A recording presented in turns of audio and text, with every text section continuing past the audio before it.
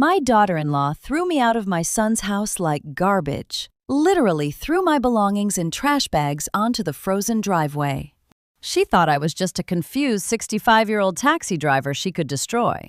But what she didn't know is that I'd built a $25 million empire in secret. And when she tried to steal everything I owned through fraud and forgery, I had the resources to take her down piece by piece. What happened next will shock you. But let me start from the beginning. The day my entire life shattered. This story cuts deep.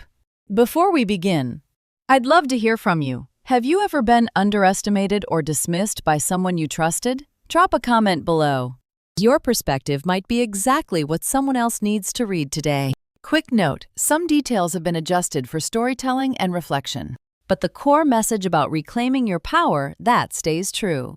The bag hit my chest so hard I stumbled backward, my worn driver's jacket offering no cushion against the weight or the hatred burning in my daughter-in-law's eyes. Take your trash and get out of my house, now. Simone Reed, 38, stood in the Lake Forest foyer with arms crossed over her designer blouse. Her fleet management credentials giving her an air of corporate authority she wielded like a weapon against anyone weaker. Which, at this moment, was me. At 65, I'd spent 3 years in this house wearing my taxi company jacket like camouflage, playing the grateful mother in the guest room, a disguise no one questioned until this morning. November cold seeped through the open front door behind Simone, and I clutched the black duffel strap with numb fingers. Simone, it's freezing. She doesn't even have her coat. My son Darren, 40. Lingered by the kitchen counter, gripping his coffee mug, his property appraiser's eyes studying the floor tiles, trained to assess value in houses, but never his own complicity. I don't care if it's snowing. Simone's voice climbed to a pitch that made my granddaughter flinch on the staircase. She's ruining the aesthetic. Buyers will be here in 30 minutes. Ivy, 10 years old, peeked around the upstairs railing in her school uniform, backpack already on. Too young to understand why Grandma was being thrown out, but old enough to know it was wrong. Our eyes met for half a second before Simone snapped her fingers. Ivy, bus stop. Move.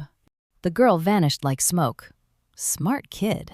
I looked at the duffel in my hands, then at Simone. This isn't... I packed your essentials. Be grateful. She stepped closer, voice dropping to a hiss only I could hear. You've been dead weight for 3 years, eating our food, using our utilities, taking up space in a house we're selling for $1.2 million. $1.2 million.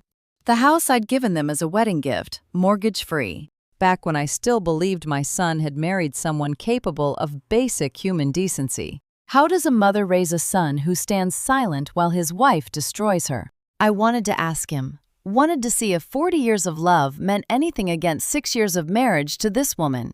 But Darren's knuckles were white around that coffee mug, and his eyes stayed locked on Italian tile I'd helped them pick out. Go, Simone said, before the real estate agent sees you and thinks we're running some kind of charity operation. The door slammed before I reached the porch. The deadbolt clicked. That particular sound, metal sliding into metal, locking me out of a home I'd paid for, would echo in my memory for weeks. November wind cut through my thin sweater. The Lake Forest street stretched empty in both directions, morning commuters already gone, wealthy neighbors still asleep behind security gates. 8 a.m. on the day before Thanksgiving, and I was standing on a porch in 40-degree weather with a duffel bag and no coat. I looked down at the bag, really looked at it. Black canvas, worn straps, the same brand I'd used for years to haul work clothes to the taxi depot. But the weight distribution was wrong. My coat bag had a particular heft, heavy at the bottom where I stuffed shoes, light at the top where fabric compressed.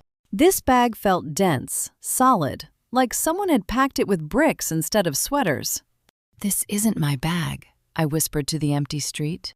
My fingers found the zipper pull, numb from cold and shock. The bag Simone threw at me wasn't mine.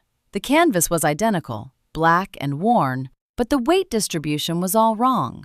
Whatever was inside, she'd been desperate to get it out of the house. The bag was too heavy, way too heavy. Desperate enough to throw her own mother-in-law into a November freeze without a coat. I made it 2 blocks before my legs gave out. The bus stop bench appeared like salvation, and I collapsed onto frozen metal that bit through my thin pants. My fingers fumbled with the zipper, stiff from cold and shock. The zipper opened, and I stopped breathing, not from the cold, but from the thick bundles of cash staring back at me where my winter coat should have been. 50s, hundreds, bound tight with bank bands, the paper crisp and new. I pulled out one bundle with shaking hands. $10,000 in hundreds, wrapped in a strip that read, First Commerce Bank of Chicago. Then another, and another. Beneath the cash, cashier's checks. I unfolded one with numb fingers. $50,000, made out to something called Meridian Holdings, LLC. The next was $100,000 to Lakeshore Capital Partners, shell companies. I'd seen enough business paperwork in my life to recognize money being laundered through fake entities. My brain went into automatic calculation mode, the way it always did when numbers appeared. 20 bundles of cash at $10,000 each, 6 cashier's checks ranging from $50,000 to $200,000. Total $1.2 million. This can't be real, I whispered to the empty street, but the weight in my hands said otherwise. The bundles were real. The checks were real, and Simone had been so desperate to get this bag out of the house before the buyers arrived that she'd thrown it at me without checking the contents. How do you steal $1 million from your own family and sleep at night? I shoved the money aside, fingers digging deeper. An encrypted external hard drive, matte black, no labels. A cheap prepaid cell phone, the kind you buy at gas stations when you don't want calls traced. And at the bottom, a manila folder. I opened it. Printed text messages, screenshots, carefully organized, like someone building a case or covering tracks. The contact name at the top made my stomach drop.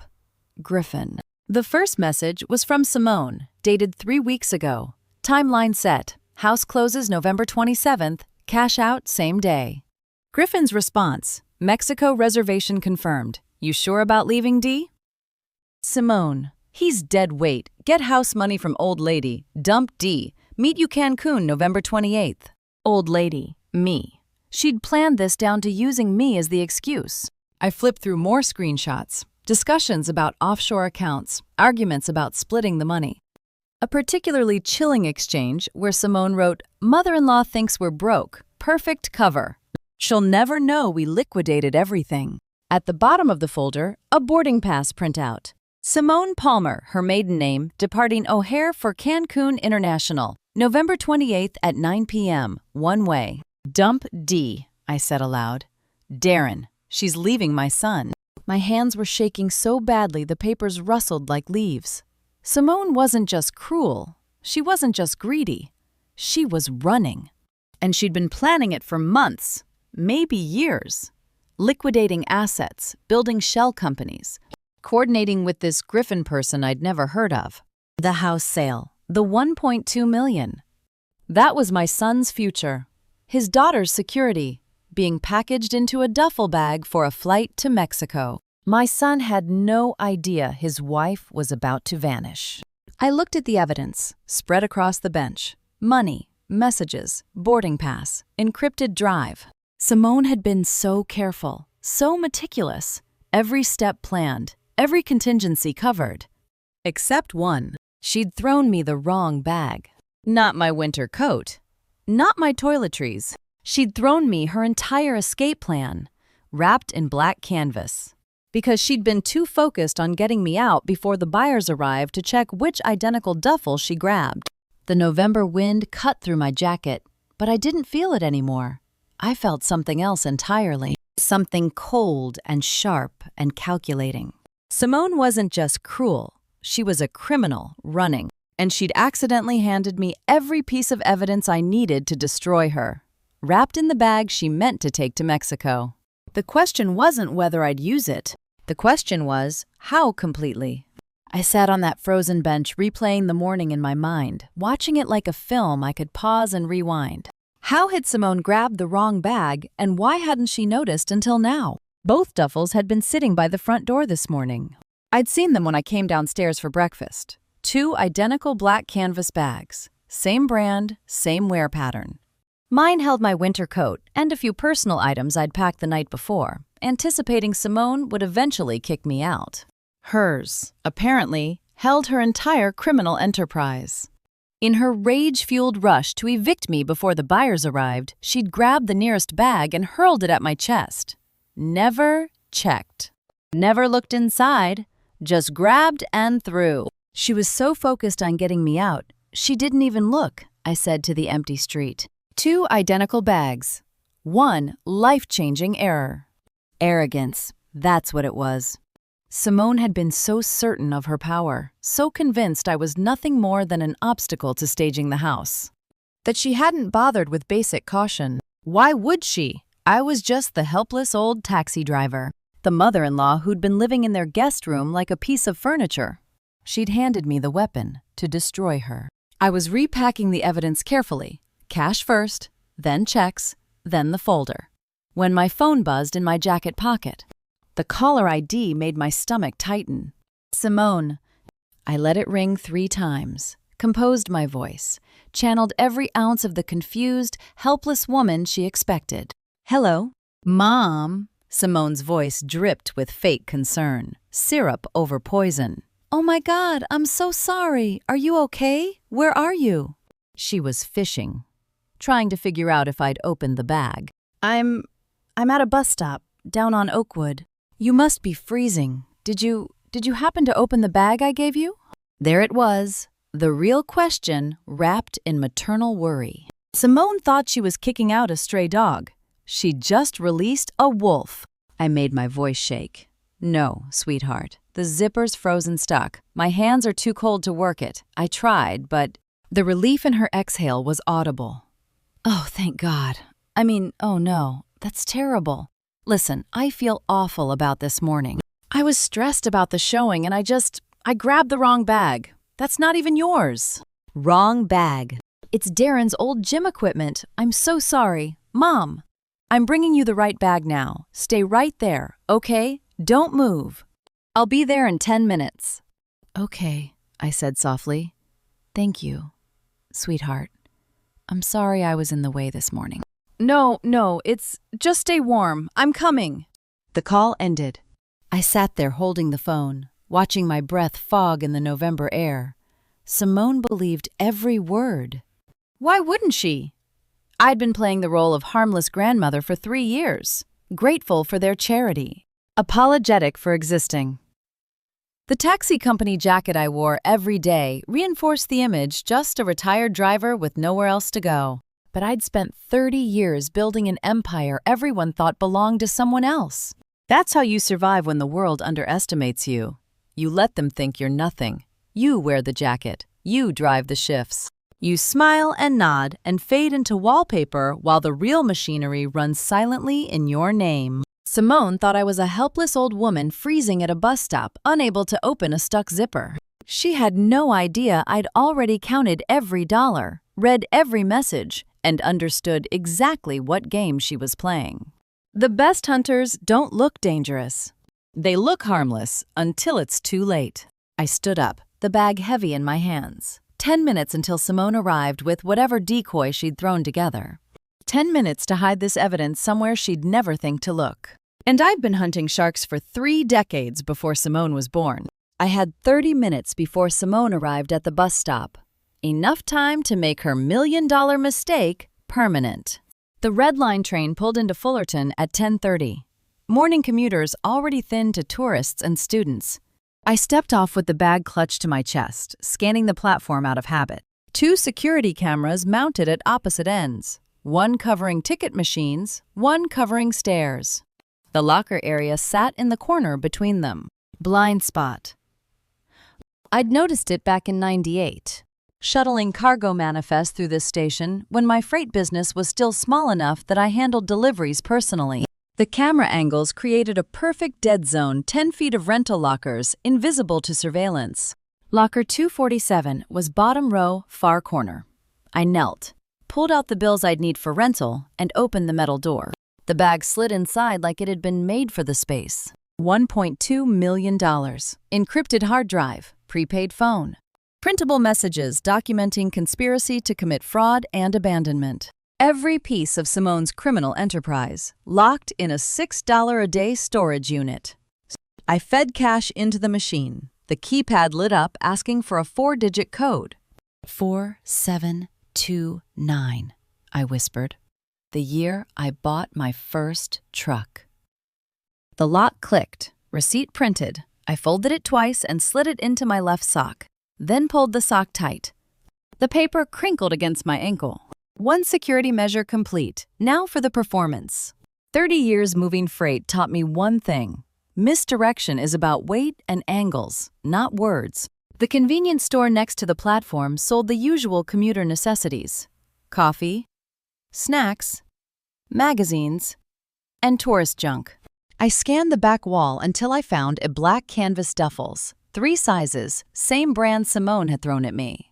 $24.99, I muttered, checking the price tag. Cheap enough she won't remember what she paid. The clerk, a kid barely old enough to work, rang it up without looking at me. Invisible. Perfect. Outside. I found what I needed in the recycling bin, yesterday's Chicago Tribune, still bundled in distribution stacks, and a thick yellow pages someone had finally thrown out. I carried both to a bench and began constructing. The physics were simple. Cash, especially bundled hundreds, weighs about a gram per bill. Simone's bag had contained roughly 1,200 bills, plus the weight of cashier's checks. Hard drive, phone, and folder. Total approximately 26 pounds. A phone book weighs about 4 pounds. I centered it in the bottom of the new bag, exactly where Simone's cash bundles had sat. Then I began crumpling newspapers, testing the heft after each edition. 23 pounds. 25. I added one more section of Tribune. 26 pounds. I lifted both bags, the decoy I'd created and the memory of Simone's real one. The weight distribution matched perfectly. Same density in the bottom, same give when I squeezed the sides, same brand, same wear pattern on the straps. I said to no one. She won't check. Simone had been so meticulous about her escape plan, months of preparation, shell companies, encrypted drives, printed evidence. But she'd made one critical error. She'd assumed I was too stupid to notice. The decoy was perfect. Simone would never know until it was far too late. I slung the phone book bag over my shoulder and walked toward the station exit. My left sock crinkled with each step. Receipt for locker 247. Combination 4729. Key to destroying my daughter-in-law's entire criminal operation. I walked out of Fullerton Station with a bag full of phone books and newsprint, while every dollar and every piece of Simone's criminal plan sat locked in a camera blind spot I'd known about since 1998. She thought she was picking up her helpless mother-in-law. She was walking into the first trap, and I'd be playing confused and grateful the whole ride home. Simone's Mercedes pulled up exactly 28 minutes after her phone call, fast enough to seem concerned, slow enough she'd checked her makeup first. The black SUV stopped at the curb, hazards blinking. Simone rushed out, designer coat open, arms extended. "Mom, oh my God, you must be freezing." I let my shoulders hunch, my teeth chatter. Easy enough, I was actually cold. But I added a tremor to my hands, a weakness to my knees that wasn't entirely there. "I'm okay," I said softly. "Just tired." Simone's eyes went straight to the bag at my feet. Not to me, not to my face. Checking for hypothermia or distress, to the bag. She grabbed it, hefting the weight. I watched relief flood her features, the tension in her jaw releasing, her shoulders dropping half an inch. "I'm so sorry about earlier," she said, still holding the bag like it might vanish. "The stress of the showing, I just lost it." "It's okay, sweetheart." "Did you manage to get this open? To get your coat?" There it was, the real question, wrapped in maternal concern. I held up my hands, letting them shake. No, my hands were too cold. The metal was frozen. Simone exhaled so hard I heard it over the traffic. "Oh, Mom, I'm so sorry." "Here, let's get you warmed up." She guided me to the passenger seat, the bag already clutched against her chest. I settled into heated leather while she circled around, never letting go of those 26 pounds of newsprint. The drive north on Lakeshore Drive stretched quiet except for Simone's nervous chatter. She talked about the buyer's rescheduling. Maybe Lorraine could come back tonight, just for dinner. Nothing formal. Meanwhile, her right hand kept drifting to the bag wedged between the console and passenger seat, fingers squeezing it like a security blanket. I'd played the confused grandmother so many times in boardrooms, watching sharks underestimate me. This was just another closing. "I'll get you some hot tea when we get home," Simone said, voice bright with forced warmth. "Thank you, dear. I'm just so tired." "Rest, Mom. Everything's going to be fine now." Now. The word hung in the air between us. Fine now that she had her escape fund back. Fine now that the crisis was resolved. Fine now that the helpless old woman hadn't discovered her daughter-in-law was a criminal. I leaned my head against the window, watching Chicago slide past. Simone kept glancing at the bag, relief radiating off her like heat. She had no idea she was hugging a Chicago Yellow Pages from last year, bundled with yesterday's Tribune sports section. No idea that every dollar, every message, every piece of evidence sat locked in a camera blind spot at Fullerton Station. No idea that the helpless mother-in-law beside her had spent 30 years building logistics networks across 3 states, learning to move high-value cargo through systems designed to track everything. She thought I drove a taxi. She thought I was grateful for their charity. She thought she was safe. She had no idea the trap was already sprung. We turned into the Lake Forest neighborhood, past houses that looked like mine used to before I gave this life to my son. Simone's hands relaxed on the wheel, her breathing evening out. "You can stay in the guest room tonight," she said. "Just tonight. The buyers want to see the house tomorrow with all the staging, so..." "Of course," I said. "I understand." She pulled into the driveway and killed the engine, then did something that would have been touching if it wasn't so transparently selfish. She lifted the decoy bag onto her lap and closed her eyes, cradling it like a newborn. Pure relief. Through the windshield, I could see Darren watching from the kitchen window, guilt written across his face. He'd let his wife throw his mother into the street. And now he was watching her return like a rescued stray. Neither of them knew I was already 10 moves ahead. And the real game was just beginning. Inside the house, Simone's relief lasted until dinner. 4 place settings at the mahogany table, roasted chicken neither Darren nor I could taste. Ivy picked at her green beans, her school uniform replaced by pajamas, her 10-year-old brain still processing the morning's violence. The small voice cut through the silence like a knife. "Mommy, why did you throw Grandma's bag at her this morning?" Simone's fork froze halfway to her mouth. Darren's coffee mug stopped midair. I kept my eyes on my plate, waiting. "Ivy," Simone's voice had that warning edge. "That's enough. Grown-up business. Eat your dinner." "But you were so mad, and Grandma was crying." I hadn't been crying. But Ivy had seen me shaking, had seen me stumble backward when the bag hit my chest. In a child's mind, that translated to tears. "Ivy," I said, "enough." "But Mom said," Ivy looked at me, confusion in her eyes. "Grandma, why were you outside without a coat? It was so cold." I lifted my gaze slowly, meeting her innocent stare. "I'm okay, sweetheart. Just a misunderstanding. You were shaking when you got back. I saw from my window." Simone slammed her fork down. "Ivy Reed, go to your room. Now." But I didn't finish. "Now." Ivy fled, her pajama feet padding up the stairs. A door closed. Then silence. Darren finally spoke. "Simone, that was..." "Don't." She stood, grabbed her plate, and walked to the kitchen. "Just don't." I sat across from my son, watching him study his untouched chicken. His fork trembled slightly in his right hand. Guilt. That's what I saw. Not defiance, not anger. Just the quiet, pathetic guilt of a man who'd let his wife throw his mother into the street because it was easier than standing up to her.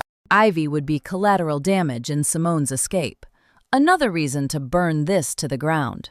"Mom," Darren whispered, "I'm sorry about this morning." I know. I should have. You should have done a lot of things, Darren. He flinched like I'd slapped him. Good. Let him feel it. Simone returned, poured herself wine, and drank it standing at the counter. Her eyes kept darting to the living room where she'd hidden the decoy bag. I could practically see her mental calculations. When could she check it? When could she confirm everything was still there? When could she breathe again? She had no idea she was hugging newsprint. I'm tired, I said softly. I think I'll turn in early. Of course, Mom. Simone's voice dripped false warmth. Rest well. I climbed the stairs slowly, let my hand shake on the banister, made myself look every bit the fragile elder they thought I was. In the guest room, I waited until 10 p.m. Then I pulled my suitcase from under the bed and pressed the false bottom release I'd installed 15 years ago. The burner phone slid out, still charged, still loaded with one contact. I typed carefully. Need legal architecture. Urgent. Can you still build traps? Send. 3 dots appeared immediately. Someone was awake. Someone was waiting. The response lit up my screen. I thought you'd never call. My chest loosened for the first time all day. Tomorrow, 2 p.m., usual place. Bring everything. Lawrence Hewitt. The man who'd taught me that legal warfare was just another kind of logistics. Lawrence Hewitt, 62. Existed only as 3 typing dots and a sharp reply on my encrypted phone. The former federal prosecutor who'd helped structure my transport empire's legal shields 3 decades ago. Still sharp, still loyal. I typed back, understood. The 3 typing dots on my phone screen felt like the first breath after drowning. If anyone could help me dismantle Simone's life with surgical precision, it was the man who'd built mine. But first, I had to survive one more night under their roof. Surviving the night meant staying awake. I woke to Simone's voice at 2 in the morning. Not the fake sweet tone she used on me, but the cold, calculating voice she saved for business. I sat up slowly, ears straining. The guest room shared a wall with the master bedroom, but the voices came from their door, not through the wall. They were in the hallway. I crept to my door, pressed my ear against the wood. Light showed underneath the crack. They'd left their bedroom door ajar. Simone's voice came through crystal clear. Dr. Caldwell, yes, I know it's late. This is urgent. A pause. Speakerphone. Then, I could hear the tinny male voice responding. Vernon, listen carefully. I need you to backdate the evaluations to last week. Advanced dementia, unable to manage her own affairs. My blood went cold. The usual paperwork. Dr. Caldwell's voice crackled through the phone. Medical power of attorney, supporting documents. Everything. I want it ironclad. Simone. That's fraud. Darren's voice, weak and uncertain. We could go to prison. She won't even know what day it is in 6 months, Simone snapped. State facility takes anyone. Government pays. She's out of our hair. I pressed my forehead against the door, fingers curling into fists. What about the pension? Dr. Caldwell asked. You mentioned she has income. $3,200 a month. Once I have medical POA, I can redirect it, call it care costs. And she just goes to Boulder. There's a state-run facility there, Medicaid eligible. We drop her off, sign the intake forms, disappear. What kind of daughter plots to lock her own mother in a state asylum for $3,000 a month? The question burned in my throat, unspoken. Vernon, can you do this or not? Simone's voice had that edge, the one that meant she was done negotiating. I can backdate to last Tuesday. Cognitive assessment, memory test failures, behavioral markers consistent with advancing Alzheimer's. That work. Perfect. How much? $5,000. Cash.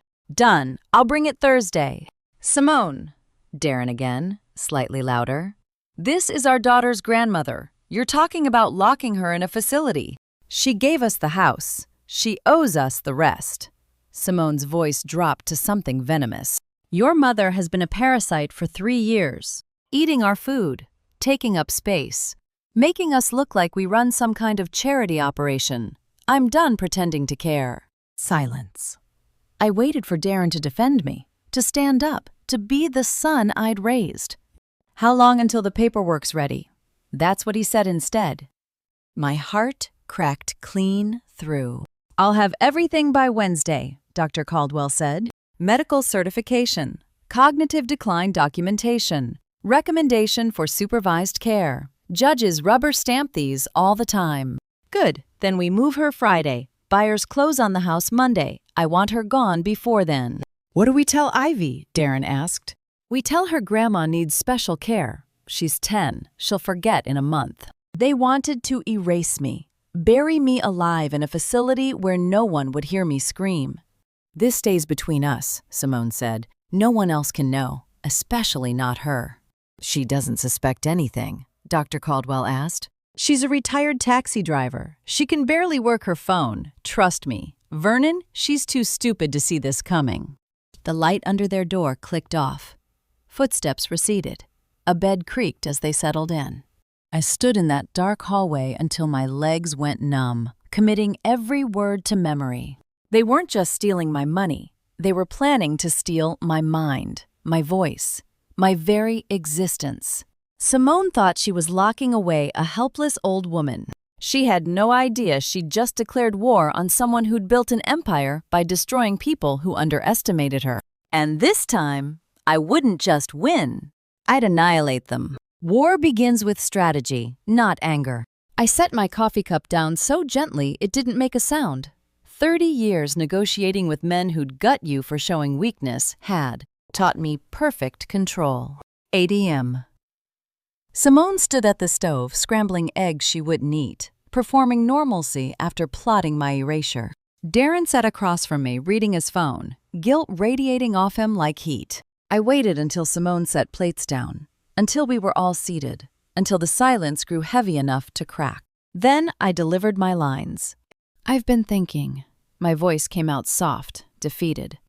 I should move out, give you space to sell the house without me underfoot. Simone's fork stopped halfway to her mouth. Her eyes flicked to Darren, then back to me.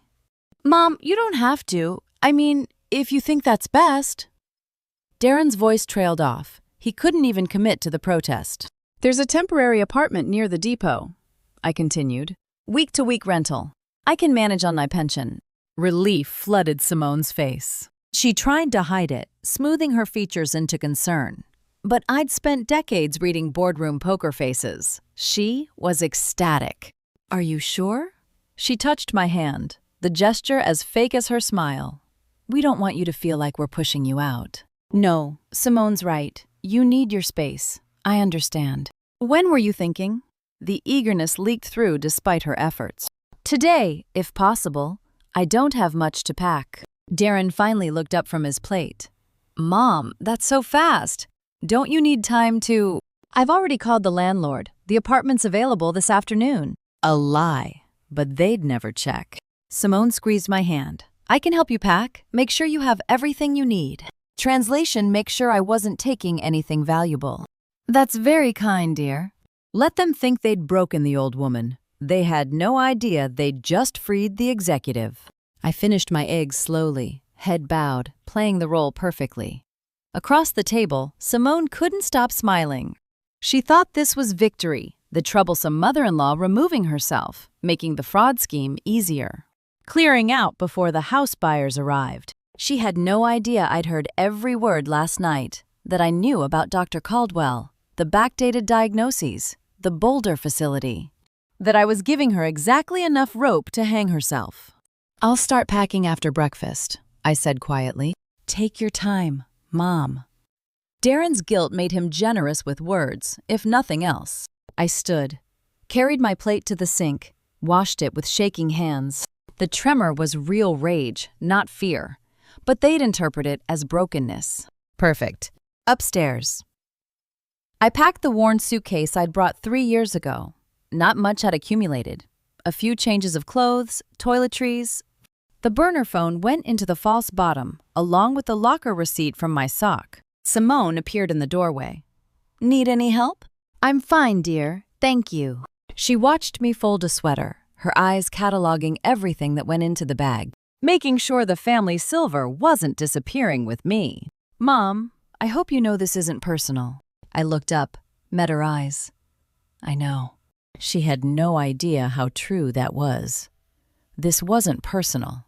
It was tactical annihilation. They thought they were kicking me out. They were giving me exactly what I needed: freedom.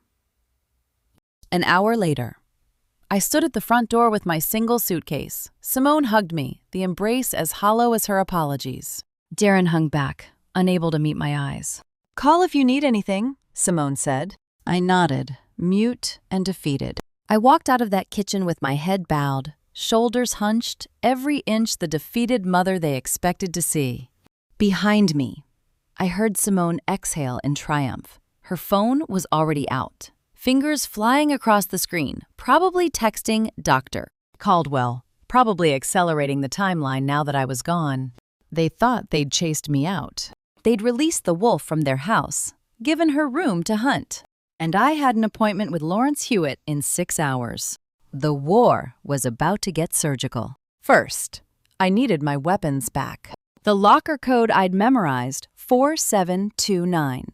The year I bought my first delivery truck still worked perfectly when I punched it in 11 hours later.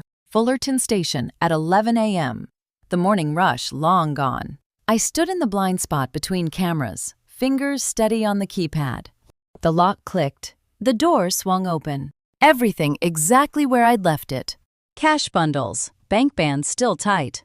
Cashier's checks, corners crisp and unbent. Encrypted hard drive, prepaid phone. Manila folder with Simone's entire escape plan printed in black and white. "Still here," I whispered to the empty locker bank. "Still mine." I shouldered the bag, felt the familiar weight of leverage and power settle against my spine. 26 pounds of evidence, 26 pounds of ammunition. I walked out through the side exit, kept my head down past the ticket machines, and emerged onto a street that smelled like November rain and roasted nuts from a vendor's cart. The cab driver looked at me in the rearview mirror, just another old woman with a worn duffel, probably heading home from visiting family. "Lincoln Park and Armitage, please." "You got it." I pulled cash from my pocket. "Cash only." He shrugged. Didn't care. Perfect. The apartment I'd secured online at 3 in the morning, while Simone and Darren slept upstairs. Confident they'd broken me, sat above a Polish bakery. 4th floor walk-up, month-to-month lease. I'd paid cash for 2 weeks to a landlord who took one look at my gray hair and asked no questions. Small, but clean. Efficiency layout. Kitchenette along one wall. Murphy bed folded up. Windows facing a brick wall 10 feet away. Good, no one watching. 48 hours ago, they threw me out like garbage. Now, I held their entire future in my hands. I unpacked methodically. Laptop from the false bottom suitcase, the one Simone had watched me pack, never suspecting the compartment I'd installed 15 years ago. Charger, burner phone.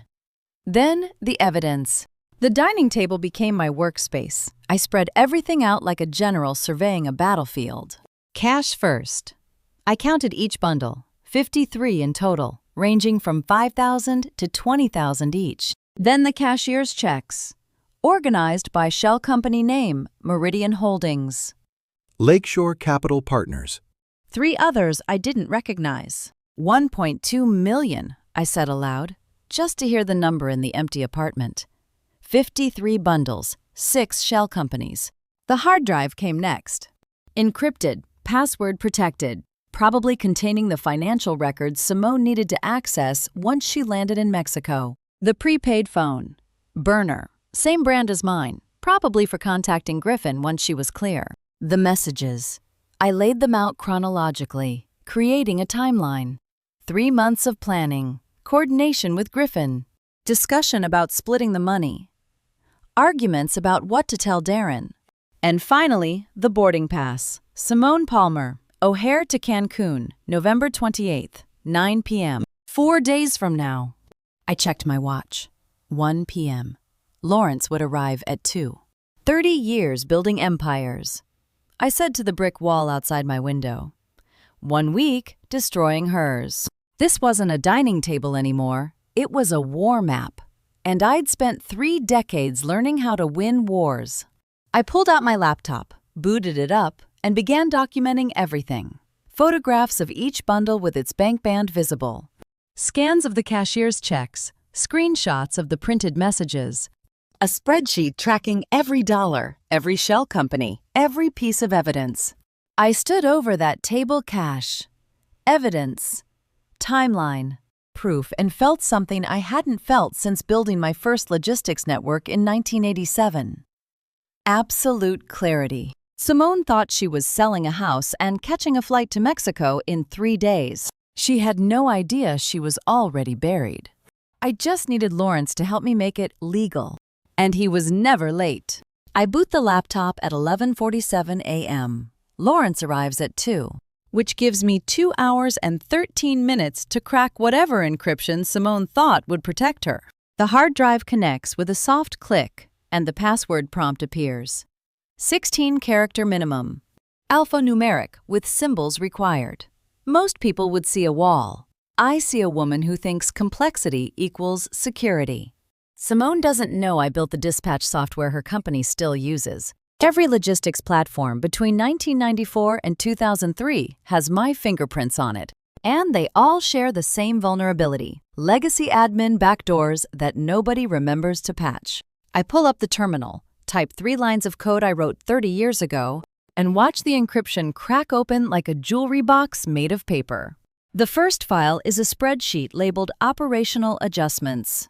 I open it. Kieran Wolf, $8,200. Denise Frost, $12,400. Maurice Chen, $6,800. The names keep coming. 43 rows deep, each one a driver. Simone bled dry while smiling at company meetings. My hands stop moving on the keyboard. These aren't line items, these are people who work 10-hour shifts and go home to families who depend on every paycheck. I scroll down.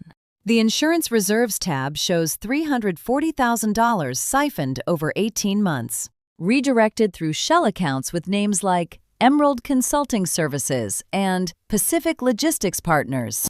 Every withdrawal is dated, categorized, clinical. Simone didn't steal in a moment of desperation. She built a system. How do you steal from people who drive 10-hour shifts? The question sits in my chest like a stone. I've dismantled competitors, crushed hostile takeovers, buried executives who thought they could outmaneuver me. But I never took from the drivers. They're the spine of every fleet, the reason the industry works at all. Simone looked at that spine and decided to break it for a beach house in Mauritius. I opened the master ledger. The $1.2 million is mapped across 12 accounts, each transaction coded with clinical precision. She laundered it through fake vendor contracts, phantom maintenance invoices, insurance rebates that never reached the drivers they were meant for. The Excel formulas are elegant. She has talent, I'll give her that. She just used it to rob people who trusted her. I screenshot everything: the victim list, the shell accounts, the laundering map. Lawrence will need this for the forensic accountants, and I'll need it for something else. Something Simone won't see coming until it's too late. My phone buzzes Lawrence, confirming he's on schedule. I text back a thumbs up and return to the spreadsheet, scrolling through the names again. 43 drivers. 43 families she robbed while playing the dutiful daughter-in-law at Sunday dinners.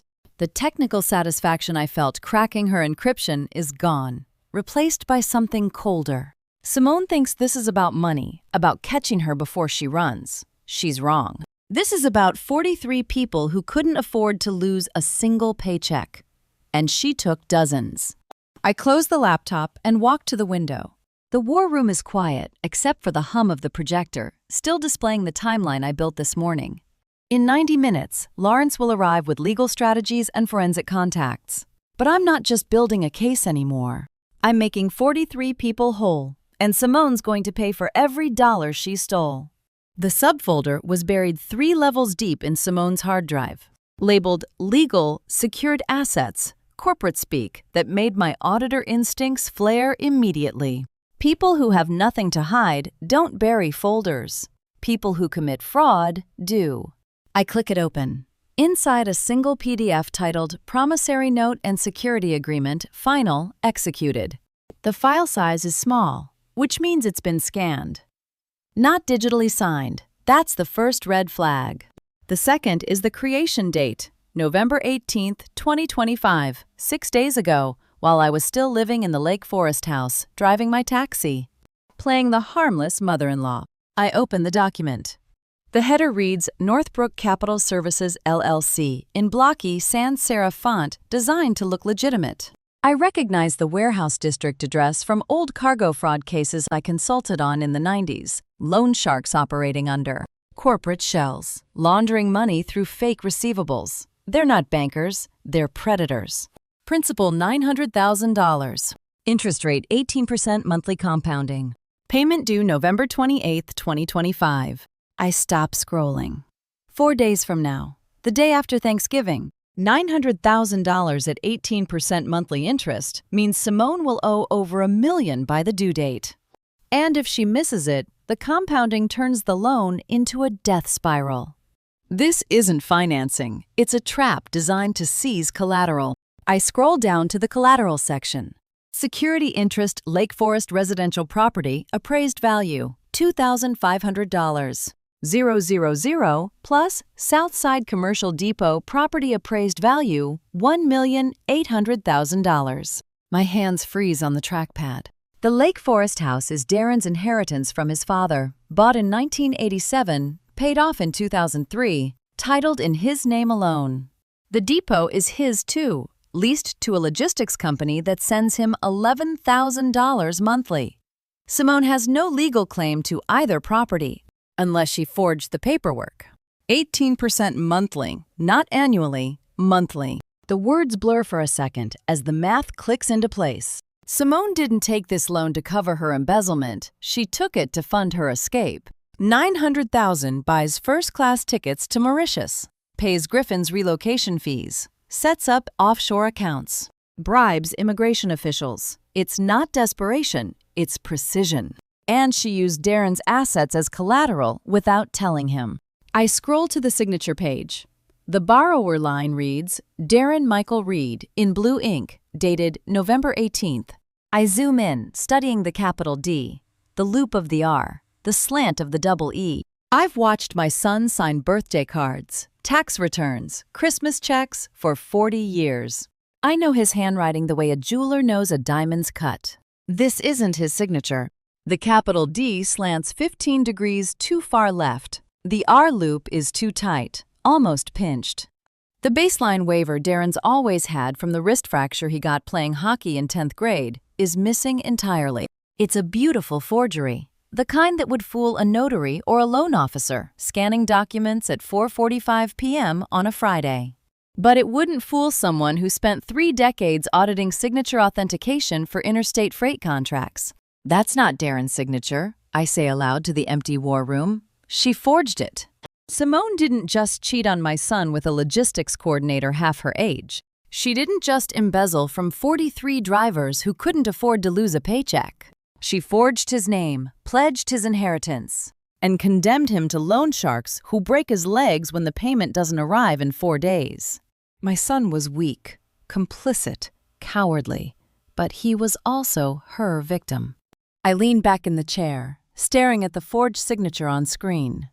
Darren let Simone humiliate him, ignored the affair, buried himself in scotch and self-pity. Part of me wanted to let him burn with her. Let him lose the house, the depot, the false pride he clung to while his wife destroyed everything. But she signed his name without his knowledge. She made him collateral. And that changed everything. They saw a taxi driver. They should have done their homework. The forged signature changed everything, not because Darren deserved protection, but because Simone made him collateral without his knowledge. If I was going to dismantle her, I needed to know exactly what resources I had, which meant opening the safe I hadn't touched in 7 years. I walked to my home office, the locked study off the garage that no one in this house ever entered. The safe is built into the floor beneath a false drawer in the filing cabinet. I key in the code my first truck's VIN number, the one I bought in 1995, with a $12 000 loan and a dream too big for a 35-year-old woman with a toddler. Inside the safe, 30 years of building something Simone never knew existed. The first document I pull is the founding papers for Midwest Transport Consortium, LLC, dated March 14, 1995. 1 freight truck. 1 route, Chicago to Milwaukee. Commercial appliances. I drove that route myself for 2 years, sometimes with Darren asleep in a car seat behind the passenger seat. The margins were thin, $300 profit per run after fuel and maintenance, but I reinvested every dollar. By 1998, I had 5 trucks. By 2005, 50 and a depot on the south side. By 2015, the consortium was worth $18 million, warehouses in 3 states, freight contracts with every major retailer in the Midwest, logistics software I'd coded myself. By 2018, it was worth $25 million, and I was 60 years old. That's when I transferred ownership to a private trust, my grandchildren as beneficiaries, my college roommate's daughter as trustee. I kept only the Southside Taxi branch, a small operation that let me stay close to the work I loved. The taxi job paid $47,000 a year. That was my public income, my public life. I never told Darren, never told Simone. I pull out the framed photo I've never displayed. Me, in 2003, standing in front of 50 trucks at the depot, arms crossed, smiling like I'd just conquered the world, because I had. That first truck in the snowstorm, I can still feel it. 1995, February, a blizzard that shut down half the interstate. I had a delivery due in Milwaukee by 6 a.m. or I'd lose the contract. My hands were frozen on the wheel, the heater barely working, windshield wipers scraping ice. I made the delivery at 5:47 a.m. That 1 truck became 5. 5 became 50. 50 became an empire, and I hid all of it. Not out of shame, out of strategy. Wealth makes you a target. I wanted to build something that would outlast me, protect my grandchildren, create legacy. So I became a taxi director in public and a logistics magnate in private. Simone looked at me and saw a 65-year-old woman who drove cabs and lived in her son's house. She targeted a phantom. I set the photo down and pulled the 2018 trust transfer papers. Simone thought she married into money when she got Darren. She thought the house and depot were the prizes. You thought you married into money, Simone. I say aloud to the empty office. You have no idea what money looks like. I close the safe. At the bottom of the filing cabinet, beneath tax returns from 2019, I find the business card I haven't used in 7 years. Margaret Hale, trust and estate attorney, with a downtown address and a direct line. I'm not supposed to call unless it's urgent. Forged loan documents, predatory lenders, and my son's assets pledged without consent. That qualifies. I slip the card into my pocket. I'll dismantle Simone's plan using resources she doesn't know exist. But first, I need to protect Darren from the loan sharks coming for him in 4 days. They thought I drove cabs. I own the roads. I hadn't worn the jacket in 7 years, but I needed to look like someone who belonged behind the wheel. Navy canvas with Midwest Taxi embroidered on the back, frayed cuffs, oil stain on the left sleeve from a radiator leak in 2012. I put it on at 8:45 a.m. and drove to the Southside Depot, the one I secretly owned, the one Simone managed, the one where 43 drivers had been bled dry while I played the harmless retiree. The garage smells like diesel and brake fluid. Sounds like pneumatic wrenches and dispatch radios crackling instructions. I walk through the main floor, nodding at drivers I don't recognize anymore. The depot feels foreign not because it's changed, but because I've been a ghost here for years, watching from tax returns and quarterly reports instead of standing on concrete that still carries my fingerprints. No one looks twice. I'm just another driver. The break room has the same coffee machine I installed in 2004. Same bulletin board cluttered with safety notices and overtime sheets. A young man sits at the corner table, staring at a receipt like it's a death certificate. I recognize the name from the spreadsheet, Kieran Wolf. I sit across from him. Rough shift. He looks up, 28. Dark circles under his eyes. Mechanic's grease still on his knuckles. Rough 6 months, he says. I gave the branch manager my lease deposit back in May, $8,200. She said it was going into escrow, that I'd get it back when I returned the cab. Then she stopped returning calls. "You have the receipt?" I ask, keeping my voice neutral. He slides it across the table. "What good is paper when the money's gone?" I study the receipt dated May 14, 2025, signed S. Reed, branch manager. Deposited into operational reserve account. Simone's handwriting. Simone's theft. "Did you file a complaint?" I ask. Kieran laughs. Bitter. "With who?" "Corporate." "She is corporate." His hands shake when he pulls the receipt back. I know that shake. I felt it 30 years ago, standing in a bank manager's office, begging for $12. 000 loan while holding a toddler on my hip and wondering if I'd just trusted the wrong cosigner. The weight of betrayal doesn't change it, just finds new victims. I leave Karen in the break room and walk to the dispatch office. That's where I find Denise Frost. She's 58, gray hair pulled into a ponytail, wearing a driver ID badge that says 27 years service. She's sorting invoices with the mechanical precision of someone who's worked the same job so long, her hands move without thought. "Can I help you?" she asks, not looking up. "I heard the employee emergency fund disappeared," I say. "That's true?" She stops sorting, sets the invoices down. "My husband drove cabs for 30 years, she says quietly. "Died last February, heart attack in the cab. End of a double shift. His life insurance payout was $12,400. I put it in the emergency fund the branch manager ran, thinking it would help other drivers when they needed it.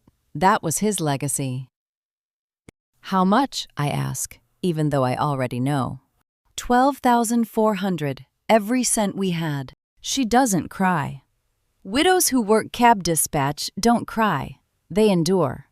I leave the depot at 10 a.m. and stand in the parking lot, staring at the building I built brick by brick. Simone embezzled from Kieran's future and Denise's grief. She stole from widows, from kids saving for lease deposits, from people who drove the roads I built. 2 victims I spoke to. $20,600 stolen, but the spreadsheet listed 43 names. Simone didn't just forge one loan to fund her escape. She'd been running a long con inside my own company, and I'd been too invisible to see it. Every stolen dollar would be restored, silently, completely, without them ever knowing who saved them. But first, I needed to know the full damage. The mahogany door still had his name in brass letters, and for the first time in days, I felt like I wasn't fighting alone. Lawrence Hewitt's office overlooked the loop from the 14th floor floor-to-ceiling windows. Leather chairs that smelled like old law books. Walls lined with framed case victories from 30 years as a federal prosecutor. He'd retired in 2019, but the sharpness in his eyes hadn't dulled. Lawrence was 62, silver-haired, built like a man who'd spent decades standing in courtrooms convincing juries that complicated crimes had simple verdicts. He was one of 3 people who knew my real identity, the empire I'd built, the trust I'd transferred in 2018, the legal architecture that made me invisible while protecting everything I'd created. He looked up from his desk when I walked in. 7 years, he said, setting down his pen. "You only call when there's blood in the water." "There's blood," I replied, "and a lot of it." Lawrence gestured to the conference table. "Show me." I spread the evidence across polished oak-printed screenshots of Simone's hard drive. The forged promissory note with Darren's signature. Kieran Wolf's lease deposit receipt for $8,200. Denise Frost's handwritten record of the $12,400 life insurance fund. The master embezzlement ledger listing 43 victims. Lawrence picked up each document, reading silently, his prosecutor's mind cataloging charges before I could name them. He set down the forged loan document and whistled low.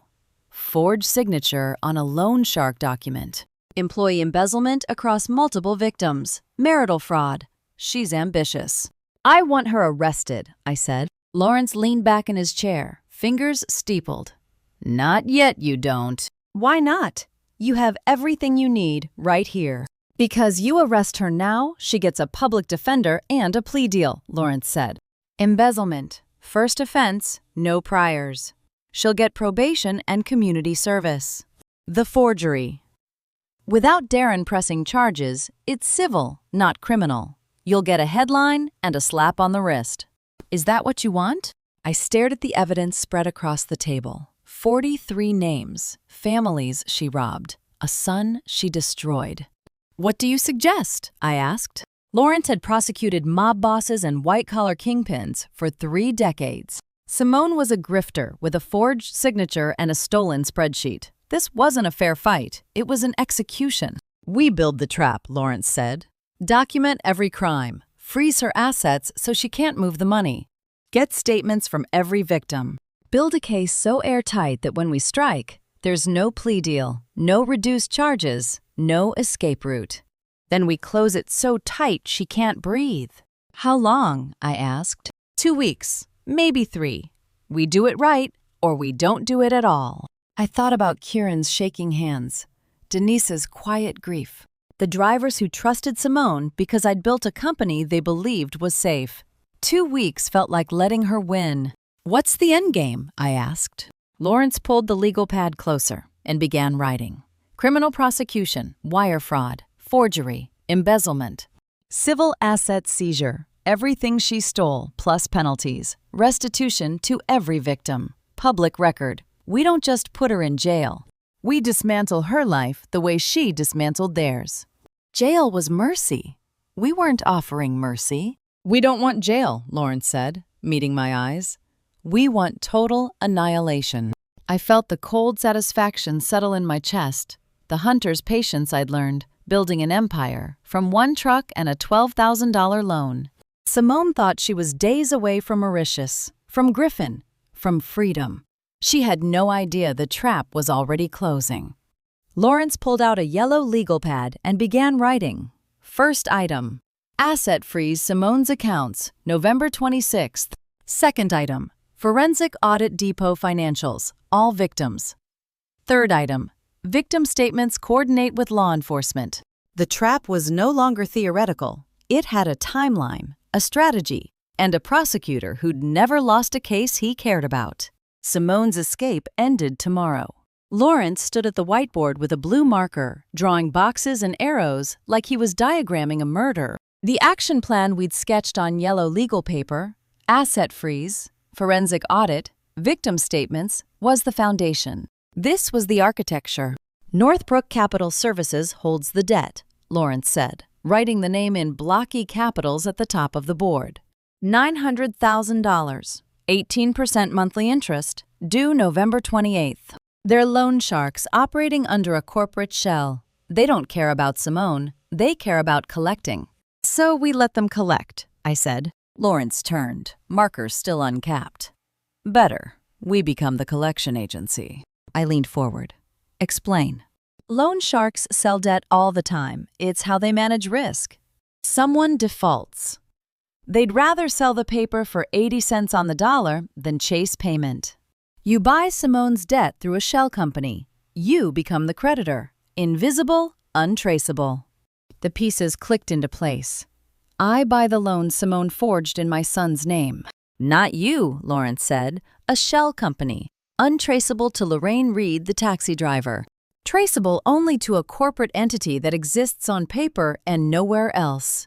He turned back to the whiteboard, drawing 3 boxes in descending order. The first box, Delaware LLC. The second, Wyoming Trust. The third, debt purchase, $900,000. 3 corporate layers, Lawrence said, tapping each box with the marker. Your private trust, the one I structured in 2018, wires funds to a newly created Delaware LLC. The LLC is owned by a Wyoming trust with a registered agent who's never met you. The Wyoming Trust buys the debt from Northbrook Capital. Clean, legal, invisible. How long to set it up? I asked. Lawrence checked his watch. 48 hours. I still have the paperwork templates from your Empire days. Delaware filing is same day if you pay the expedite fee. Wyoming Trust takes another day. We could own the debt by November 27th, the day before it's due. I stared at the diagram. Simone forged a loan to steal my house, destroy my son, fund her escape. What happens when I become the bank? What does owning the debt give us? I asked. Lawrence capped the marker, set it on the tray, turned to face me. Everything. The house is collateral Lake Forest property, Southside Depot. Simone can't sell without the creditor releasing the lien. She can't refinance. She can't transfer title. You control the sale, the timeline, the terms. She becomes a tenant in a house she thinks she owns. And Simone? I asked. Lawrence smiled, the same smile I'd seen in courtroom photos when he'd cornered a defendant on cross-examination. Simone thinks Northbrook Capital is coming to collect on November 28th. She's probably planning to sell the house. Pay them off. Take the remaining equity and run. But if we own the debt, she can't sell without our approval, and we're not approving anything. The logic was elegant, predatory, perfect. She forged Darren's signature, I said slowly, pledged his assets to fund her escape. But if I own the creditor, she's not escaping. Correct, Lawrence said. The loan was her weapon. We're turning it into her cage. I stood, walked to the whiteboard, traced the arrows Lawrence had drawn. Delaware LLC to Wyoming, trust to debt purchase. 3 steps, 48 hours, total control. The loan was a weapon. Now it was mine. Simone thinks she's selling the house to pay off loan sharks, I said. What happens when the loan sharks tell her the debt's been sold? She'll ask who bought it, Lawrence said. And Northbrook will say, a private investment company, confidential. She'll never know it's you, not until you want her to know. I turned from the whiteboard. How much will Northbrook sell for? 80, maybe 70 cents on the dollar. They want cash now, not risk later. Call it $700,000 to purchase a $900,000 debt. Your trust has $25 million. It's pocket change. Lawrence capped the marker and turned from the whiteboard. The diagram showed 3 corporate boxes, 2 arrows, and 1 endpoint, total control. Simone had forged a loan to destroy Darren, steal the house, escape to Mauritius. Instead, she'd built her own cage.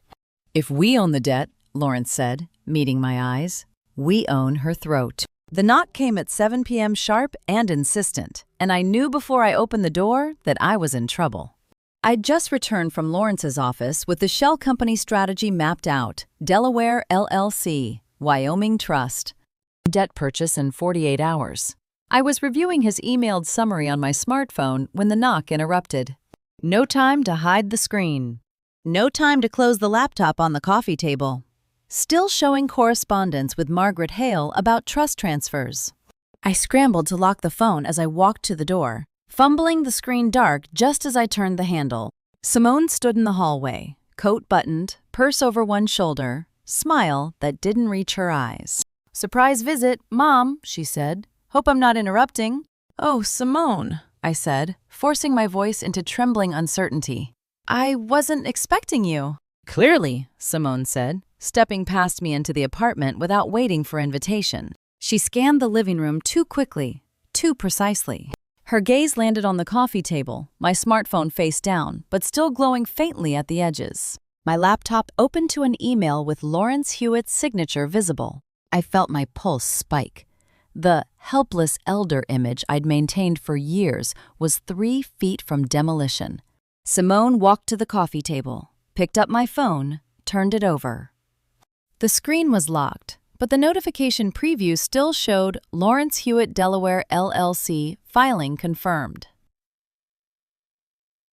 Texting someone? Simone asked, setting the phone down. You told Darren you couldn't figure out your phone. The screen just lit up, I said, reaching for the phone with a shaking hand. I don't know what I pressed. Simone glanced at the laptop. Those look like legal documents. Mom! I looked at the screen as if seeing it for the first time, squinting. I was trying to call Darren. The buttons are so small. I think I opened the wrong thing. Simone's eyes narrowed. You opened your email by accident while trying to make a phone call. I'd built a $25 million empire from 1 freight truck and a $12,000 loan. Now I was pretending I couldn't work a smartphone. The performance was humiliating and necessary. I don't understand these devices, I said, closing the laptop with fumbling hands. Everything's too complicated. Simone walked slowly around the living room, scanning. The apartment was too organized, books aligned on shelves, kitchen counter clear. Not the chaos of cognitive decline. "You're keeping the place very clean, Mom," Simone said. "Very organized." "The landlord sends someone," I lied, "once a week." Simone stopped at the window, looked out at Lincoln Park, then turned back. "You're pretty sharp for someone who can't remember yesterday, Mom." "What do you mean?" I asked. "Just an observation. You seem more present than usual." "I have good days and bad days," I said quietly. Simone walked back to the door, stopped with her hand on the knob. "I worry about you living alone, Mom. Maybe we need to talk about care options." The phrase landed like a threat wrapped in velvet. "I'm fine here," I said. "We'll see," Simone replied. She opened the door, paused in the threshold. "Oh, and Mom, if you need help with your phone or your computer, just ask Darren. We wouldn't want you getting confused and doing something you don't understand." Care options was code. She meant control. Simone left, the door clicking shut with the finality of a warning shot. I stood in the silent apartment, staring at the laptop, the phone, the evidence I'd almost let destroy me. Her eyes had narrowed when she left, not convinced. Just waiting.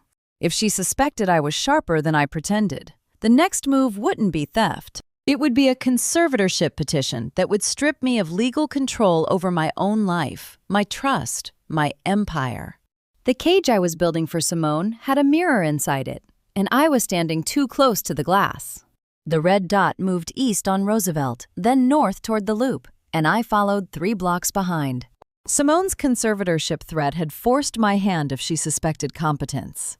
I needed to know her next move before she made it. So while she'd lectured me about care options last night, I'd slipped a GPS tracker the size of a dime into the interior pocket of her Gucci purse. Now I was watching her route unfold on my smartphone, mounted on the rental car dashboard. The tracker transmitted every 30 seconds, red dot pulsing across the map like a heartbeat. She'd left Lake Forest at 8:45 a.m., drove south instead of west, not toward the depot, not toward errands, toward downtown. I stayed 3 blocks back, switching lanes to avoid pattern recognition, letting 2 cars buffer between us. 30 years of logistics training taught me route optimization. Following someone without being seen was just reverse engineering. The red dot turned onto Michigan Avenue at 9:18 a.m., then stopped at Adams Street. The Loop Financial District law offices, investment firms, corporate headquarters. This wasn't personal business. This was strategy. I circled the block twice before finding street parking with clear sightline to the building, 30-story glass and steel. Directory board visible through lobby windows. The red dot hadn't moved in 6 minutes. She was inside. I killed the engine, pulled binoculars from the glove box. I'd bought them yesterday at a sporting goods store on Clark Street. Compact Zeiss model, 10 times magnification. The kind used for surveillance that could pass as birdwatching equipment if anyone asked. No one would ask. Through the binoculars, I scanned the building directory. Law firms on floors 12 through 18. Investment advisors on 22. Wealth management on 25. She could be meeting a divorce attorney, preparing to leave Darren officially, or hiring a forensic accountant to hide assets before I could freeze them. She thought last night's visit rattled me. She thought she'd caught me playing competent, threatened me into submission with conservatorship warnings. Instead, I'd planted a tracker in her Gucci purse while she lectured about care options and walked out believing she'd won. The conservatorship threat was real, lose the act, lose my freedom. But knowing where Simone went and who she met, that was worth the risk. I adjusted the binoculars, focused on the lobby. At 9:34 a.m., I saw her coat unbuttoned, phone in hand, walking toward the elevator bank. She pressed the button, waited. The elevator doors opened. She stepped inside. I checked my phone. The red dot was moving vertically now, climbing floors. It stopped at 12. I zoomed the binoculars on the directory board, reading Floor 12 Tenants. Suite 1205, Baxter and Horn, Attorneys at Law. Suite 1220, Midwest Financial Planning. Suite 1240, North Point Property Solutions. North Point Property Solutions. I pulled out my phone, searched the name while keeping binoculars trained on the building. The website loaded North Point Property Solutions fast. Confidential property liquidation. Specializing in divorce sales, estate settlement, and distressed asset disposition. Close in 14 days or less. My chest tightened. Property liquidators. Quick sale specialists who moved houses off market to avoid public listings. Appraisal delays. Inspection negotiations. 14 days or less. She wasn't waiting for the November 28th loan deadline. She wasn't waiting for Northbrook Capital to come collect. She was selling the house now fast. Quiet, before anyone could stop her. Property liquidators. She wasn't waiting for the loan deadline. She was selling now. I set the binoculars on the passenger seat. Check the time. 9:41 a.m. Lawrence needed 48 hours to complete the shell company setup and buy the debt. If Simone signed sale paperwork today, would buying the loan even matter? Could a creditor block a sale already in motion? I didn't know. And not knowing meant I was losing. The meeting lasted 40 minutes. At 10:22 a.m., Simone emerged from the building, coat buttoned, purse over her shoulder, phone pressed to her ear. She was smiling, not the cold, tactical smile from last night, but genuine satisfaction. The smile of someone who just signed paperwork. How long did I have before the sale closed? Through the binoculars, I watched my daughter-in-law sell my house to strangers who had no idea they'd never own it. The panic I'd felt watching Simone emerge smiling had transformed into something colder, the patience of a hunter who'd already set. The trap. I adjusted the focus, zooming in on the 12th floor window. North Point Property Solutions, Suite 1240. Conference room visible through floor-to-ceiling glass. Simone sat at the head of a long table. Documents spread in front of her property photos showing the Lake Forest house's Tudor facade. Appraisal reports, title paperwork. Across from her sat two men in navy suits mid-40s, expressionless. The kind of liquidators who'd seen 1,000 desperate sellers and learned not to show sympathy. They reviewed the material slowly, flipping pages, checking comparables on a laptop. Simone leaned forward, gesturing with both hands. Even without audio, I could read the performance urgency masked as opportunity, desperation dressed as exclusive offer. Her smile was too wide, her posture too eager. She needed this sale to close fast. Before November 28th. Before the loan sharks came to collect. Before anyone discovered the forged signature. One of the liquidators tapped a calculator, showed the screen to his partner. They conferred quietly. Simone's smile tightened. She was offering the house at a steep discount, probably 20% below market, maybe more. Fast cash in exchange for speed and silence. The liquidator smelled blood in the water. She was selling my house to fund her escape. I was buying the chains to keep her here. I watched Simone pull out her phone, check the screen, then set it face down. Calculating numbers, days until deadline. Cash needed to pay Northbrook Capital, buy tickets to Mauritius, disappear with Griffin before anyone realized the fraud. She thought she was 48 hours from freedom. She had no idea she was watching her cage lock from the inside. The liquidators conferred privately. Leaning away from the table, Simone waited, fingers drumming on the oak surface, a tell she'd never learned to control. The same nervous energy I'd seen when she lied to Darren about working late, about Griffin being just a colleague. One liquidator slid a document across the table. Letter of intent, probably. Simone picked it up, read, quickly, too quickly. The way people read when they've already decided to sign. She pulled a pen from her purse, the same Gucci purse that still carried my GPS tracker. I lowered the binoculars briefly, let my eyes rest. When I raised them again, Simone was signing the bottom of the page. One signature. 2. 3 pages total. She slid the documents back. Handshakes all around. Smiles from the liquidator's professional, measured. Simone stood, gathered her purse, shook hands again. The meeting was over. She'd signed away Darren's inheritance for quick cash she thought would fund her escape. Sign it, sweetheart. It's worthless paper.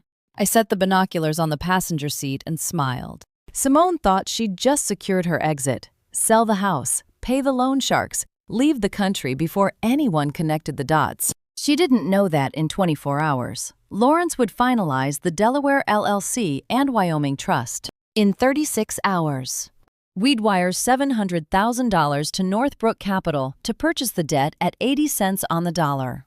In 48 hours, I'd own the loan Simone had forged in Darren's name.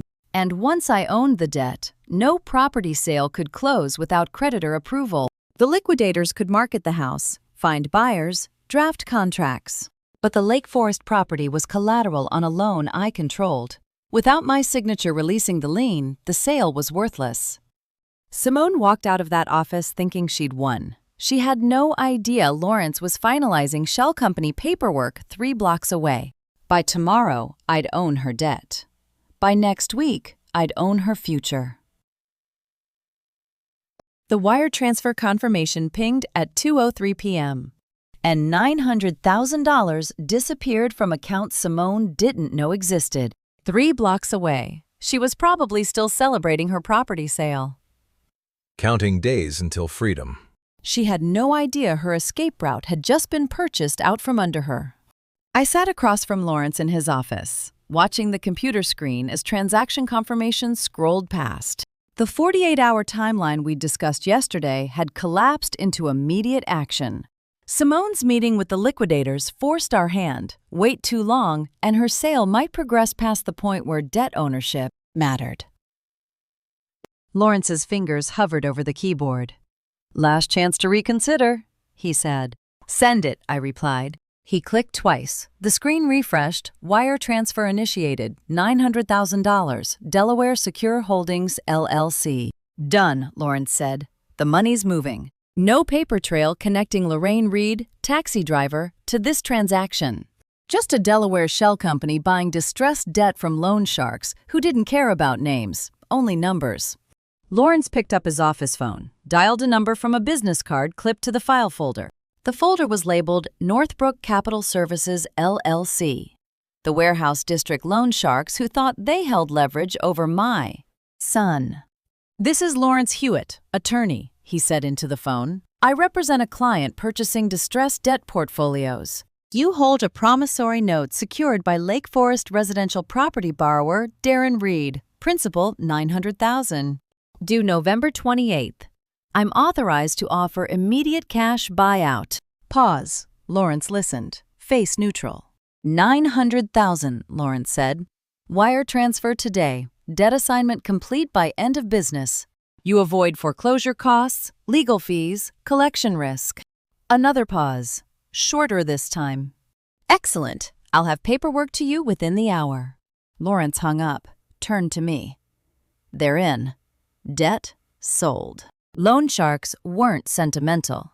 They'd rather take guaranteed cash today than chase Darren through foreclosure proceedings that might take months and cost legal fees. They'd never recover. Simone had forged a loan to steal my house. I bought the loan to cage her in it. At 2:47 p.m., Lawrence's email pinged. Attachment, Debt Assignment Agreement, Northbrook Capital to Delaware Secure Holdings, LLC.pdf. He opened the document, scanned quickly, then rotated his laptop so I could read. The language was dense legal boilerplate about promissory notes, secured interests, collateral assignments, but the substance was simple. Delaware Secure Holdings, LLC now owned the loan. All rights, obligations, and security interests transferred. Collateral, Lake Forest residential property plus Southside Commercial Depot. Lawrence printed 3 copies, signed as registered agent for the LLC. Scanned them back. "Debt assignment complete," he said. "Your LLC is now the secured creditor." "What does that mean for her property sale?" I asked, even though I already knew. "Debt on arrival," Lawrence said. "No sale closes without creditor consent.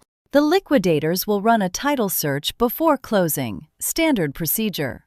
They'll find a $900,000 lien recorded against the property. They'll contact the creditor, your shell company, to request lien release, and you'll say no.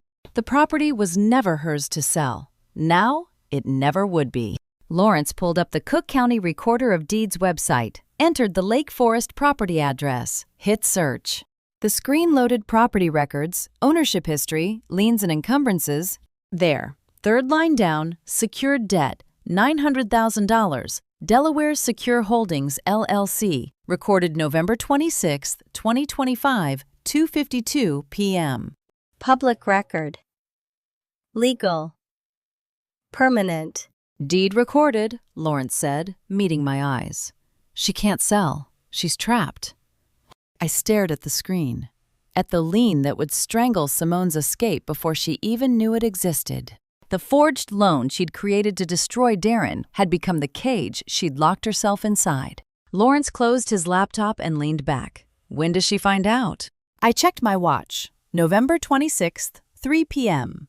Simone's sale with the liquidators was scheduled to close in 5 business days, December 3rd, assuming standard due diligence timelines. The title search would happen in 2 or 3 days, then the phone call, then the realization. She had no idea it would never happen. The cognitive puzzles sat in a neat row on the hospital table, and I had 4 hours to prove I wasn't losing my mind. While the lien I'd recorded on Simone's property was strangling her escape plan, I was building different armor, legal proof that her conservatorship threat was worthless. Dr. Russell Thornton looked up from his clipboard, 58, gray-haired, wire-frame glasses. Psychiatrist at Northwestern Memorial Hospital. This is comprehensive, he said. We'll test memory, cognition, judgment, executive function. How long? I asked. 4 hours. Take your time. There's no rush. I'd scheduled this evaluation the morning after Simone threatened care options in my apartment. A conservatorship petition would freeze my assets, strip my legal authority, put Darren, or worse, Simone, in control of my finances. This test was my preemptive strike. Dr. Thornton started with memory sequences. I'm going to show you a list of words. You'll have 2 minutes to memorize them, then recall as many as possible. 24 words, random nouns. Apple, telescope, river, parliament. I read them once, closed my eyes, visualized them in spatial order, a mnemonic technique I'd used for 30 years memorizing freight routes. Ready, I said. How many can you recall? All 24, in order.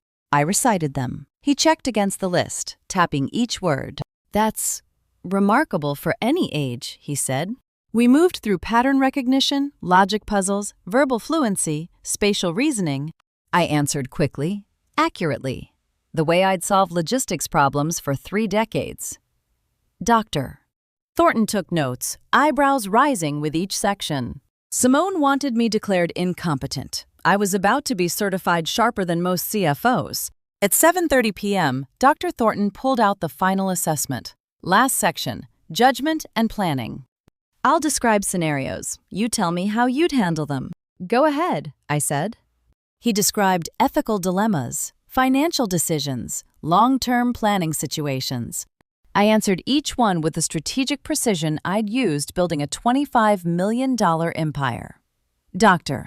Thornton scribbled notes, shaking his head. These scores are highly unusual, he muttered. Before I reveal what that medical certificate actually proved, comment A if this ends Simone's conservatorship threat. Or B, if she'll find another way, add 1 reason. Please note, the next part includes fictionalized medical details added for storytelling depth. If you're not comfortable with dramatized content, feel free to pause here. Dr. Thornton compiled results on scoring sheets, tallying numbers across multiple domains. He looked up. Mrs. Read, your cognitive function is in the superior range across all domains. Memory, reasoning, executive function, judgment. All superior, 95th percentile or higher for your age group. What does that mean for legal purposes? I asked. He pulled out a form, began filling sections. It means I can certify you possess full mental capacity, sound judgment, and 0 cognitive impairment. This document will be notarized and filed with hospital legal records.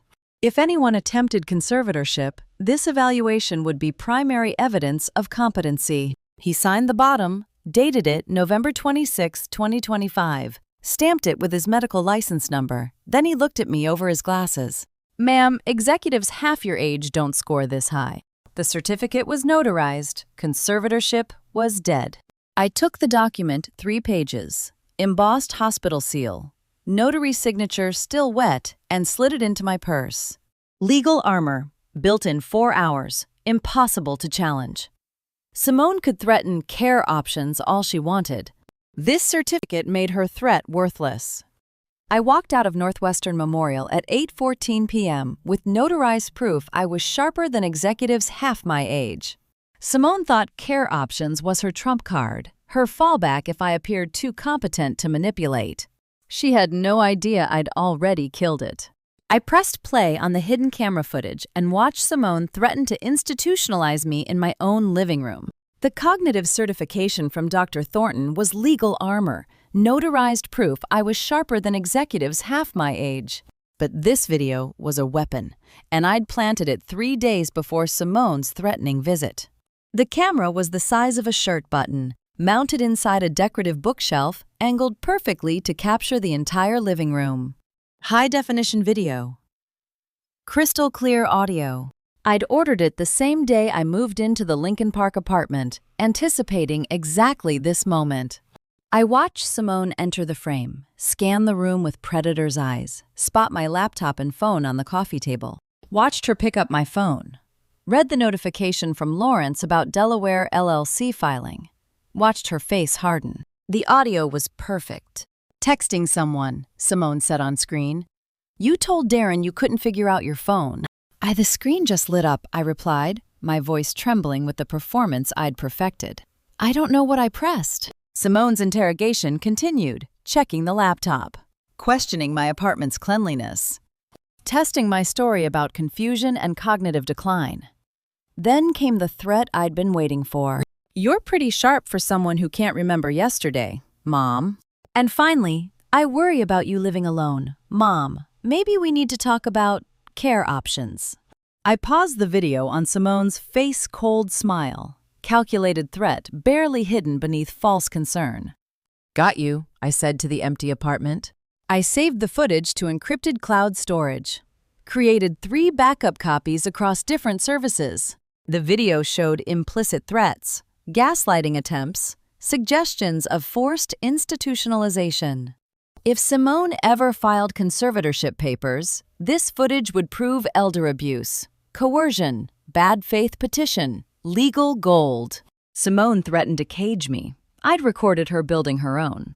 I closed the laptop at 8:42 p.m. and pulled out my phone. The cognitive certification protected me. The hidden camera footage armed me. But neither helped the 43 drivers Simone had robbed while I'd been invisible. Time to fix that. I opened the banking app, navigated to my private trust accounts, the ones connected to the $25 million empire Simone didn't know existed. Margaret Hale, my trust attorney, had structured the accounts for exactly this kind of discretionary distribution, protecting people who couldn't protect themselves. I set up the first wire transfer. Recipient, Kieran Wolf. Account number from the depot's employment records I still had access to as founder. Amount, $8,200. Memo, deposit restoration. No sender name, no explanation. Just money appearing in his account overnight. Restoring what Simone had stolen 6 months ago when he'd trusted her with his lease deposit. I authorized the transfer. Confirmation appeared. Wire initiated. Funds available November 27, 2025. Then I set up the second transfer. Recipient, Denise Frost. Amount $12,400, her late husband's life insurance payout that Simone had embezzled from the depot's employee emergency fund. Memo, deposit restoration. I authorized it. Another confirmation pinged. Kieran and Denise would wake up tomorrow to restored accounts. They'd never know who sent it. They'd never connect the anonymous transfer to the confused old woman who'd asked questions in the depot break room 3 days ago. They'd never know I was watching. The courts would take months to prosecute Simone, years to order restitution, decades to actually collect and distribute. I had a $25 million empire and no patience for delayed justice. Kieran needed his lease deposit now. Denise needed her husband's legacy now. The other 41 victims would be next. Systematic restoration, anonymous and immediate. Simone had stolen from people who couldn't afford to lose. I was making them whole before she even knew the trap had closed. Transfer confirmations pinged on my phone. $8,200 sent. $12,400 sent. 2 victims restored, anonymously, while Simone celebrated a property sale that would never close and plotted an escape that I'd already purchased out from under her. Justice didn't need a verdict. It just needed someone with resources and will. At 11 p.m., I was cross-referencing international flight manifests when I found Griffin Hayes booked for the wrong country. The restitution transfers to Kieran and Denise had finished an hour ago, but I couldn't sleep. Victories made me restless. I wanted to know every piece of Simone's plan, every weakness, every crack. So I started digging into Griffin Hayes. I'd pulled his phone number from Simone's cell account records, the one she called 17 times between November 18th and November 24th. Always late at night. Always conversations lasting 20 minutes or longer. Griffin Hayes, 34, logistics coordinator at the Southside Depot, Simone's accomplice, Simone's lover, Simone's planned escape partner. I opened my laptop at the dining table and called Marcus Riley, a private investigator I'd used during empire building days to vet acquisition targets. He owed me favors, and he had access to databases most people didn't know existed. Flight bookings for Griffin Hayes, departures late November, I said when he answered.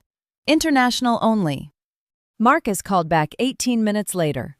1 booking, Griffin Hayes, November 30th, 2025, one-way to Belize City, Philip S.W. Goldson International Airport, departure 6:40 a.m. from O'Hare, solo passenger. I stopped typing. Belize. Confirmed. Want the booking reference. Send it. I hung up and stared at the screen. Belize City. Not Cancun, where Simone had been researching beach properties and expat visa requirements for the past 3 months. Not Mauritius, where she'd told Darren they'd retire someday. Belize. Solo passenger. Belize. Not Cancun. He wasn't running with her, he was running from her. I called Marcus back. Griffin Hayes, banking activity, last 7 days. Offshore accounts if you can find them. That's harder, Marcus said. Give me an hour. He called back at 11:43 p.m. Found one account, Cayman Islands, opened 18 months ago under corporate shell Hayes Consulting LLC.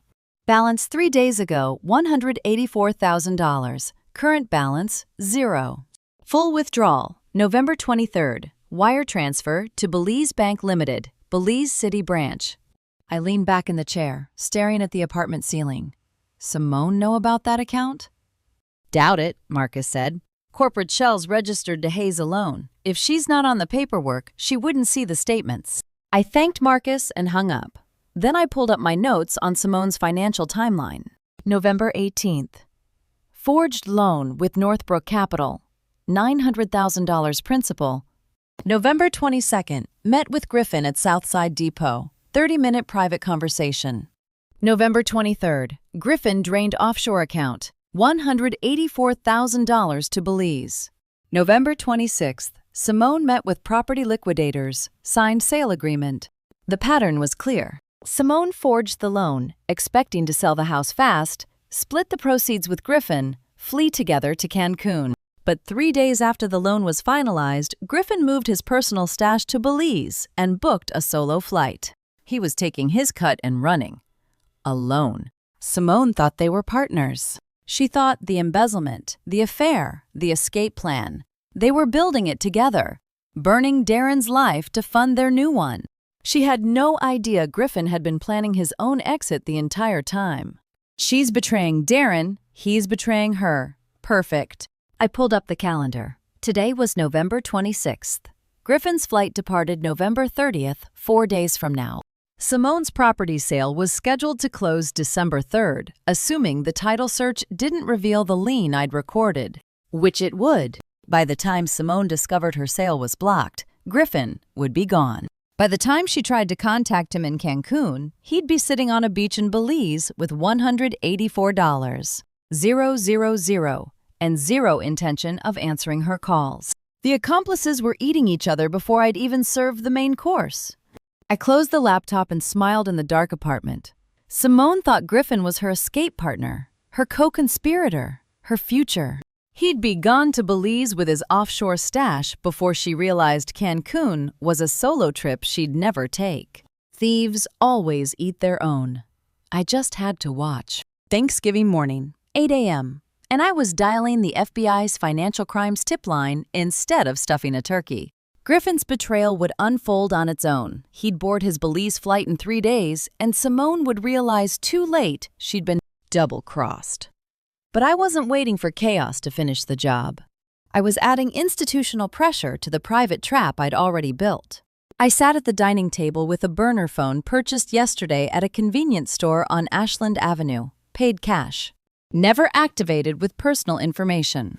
The voice modulator app was running on my tablet technology designed for witness protection cases, available to anyone willing to pay $40 for the premium version. I dialed the FBI Chicago field office Fin Crimes Anonymous tip line. The number was public listed on their website under Report Financial Fraud. 2 rings, then a male voice. FBI Financial Crimes tip line. This call is recorded. Do you wish to remain anonymous? I pressed the tablet screen. My voice came out distorted, mechanically flattened. Yes, I have information about embezzlement and financial fraud in Chicago.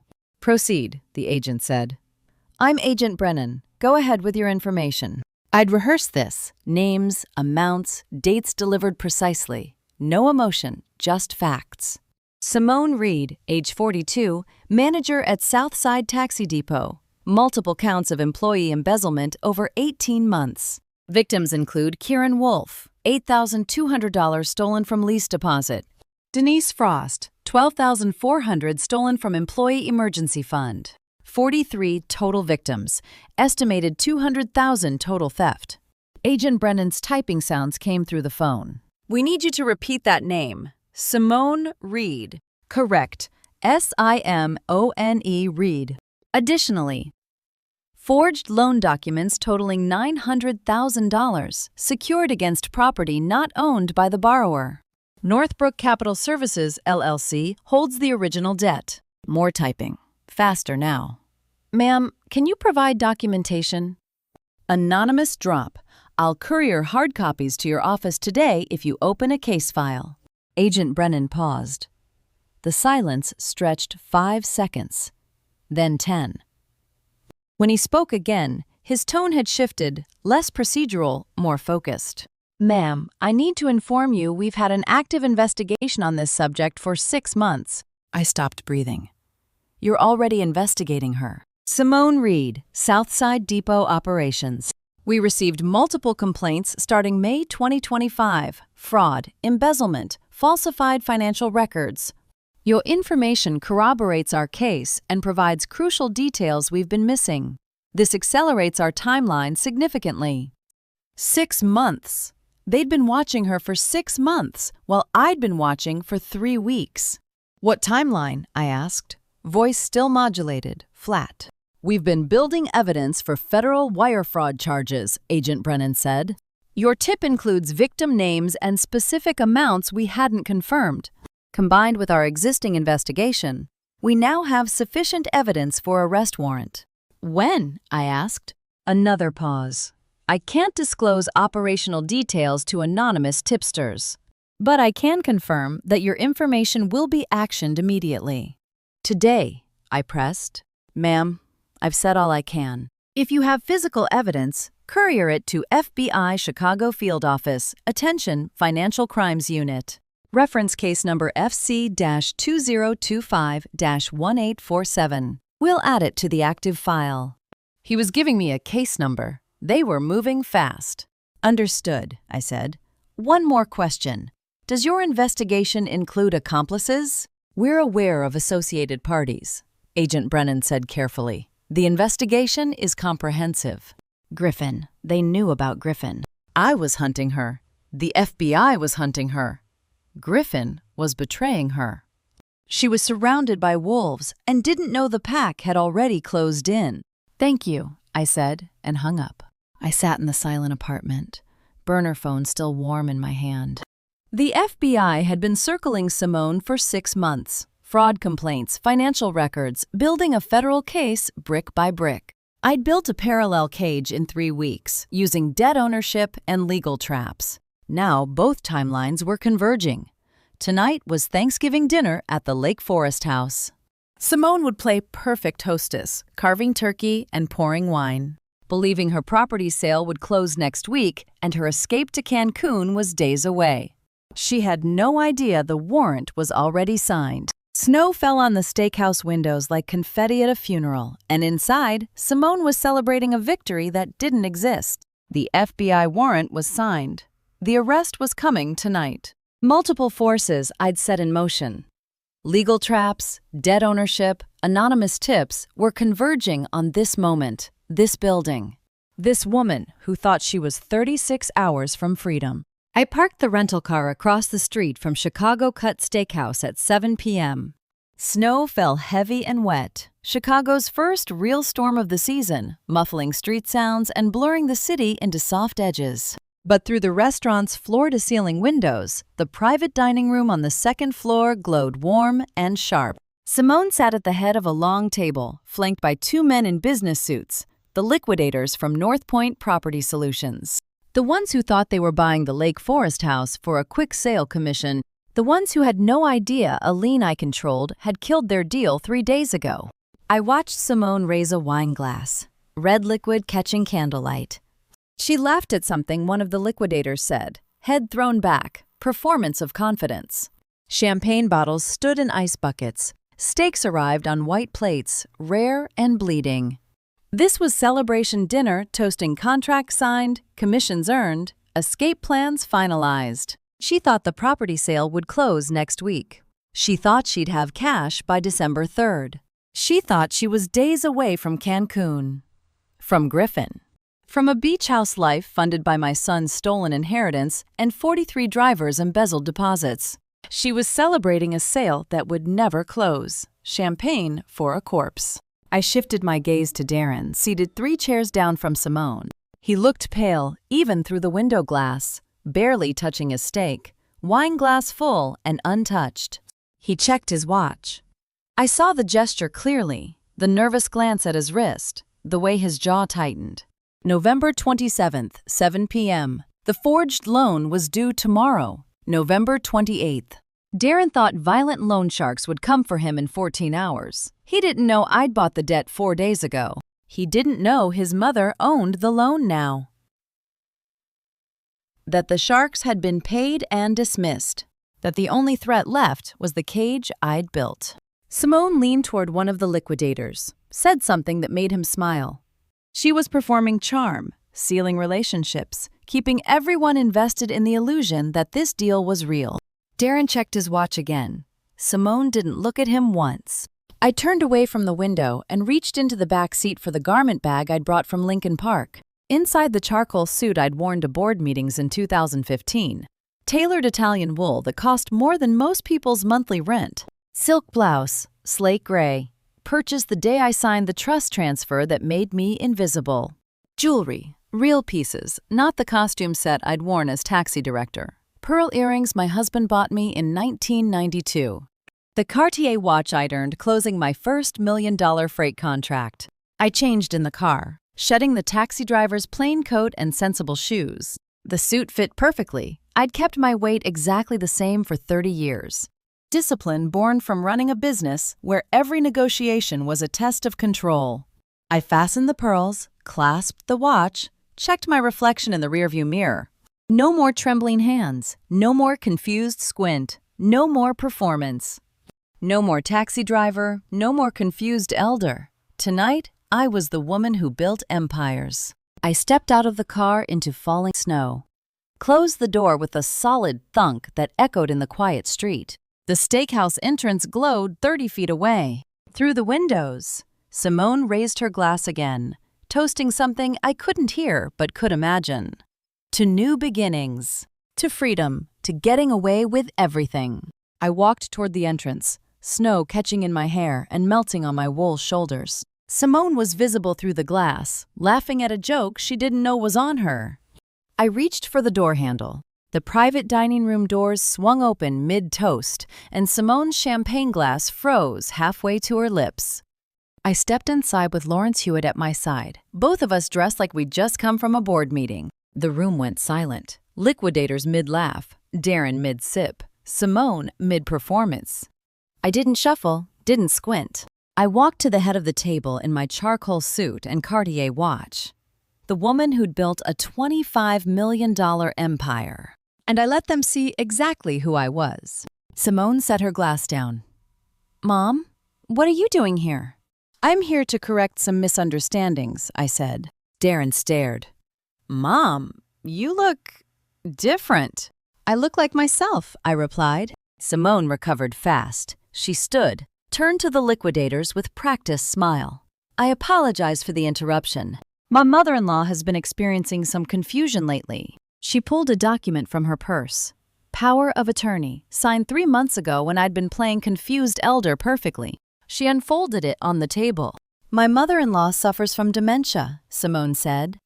"I have legal power of attorney for her medical and financial decisions. This document grants me full authority." One liquidator glanced at the paper, then at me. Simone pressed her advantage. "She's not competent to be here. This is a private business dinner.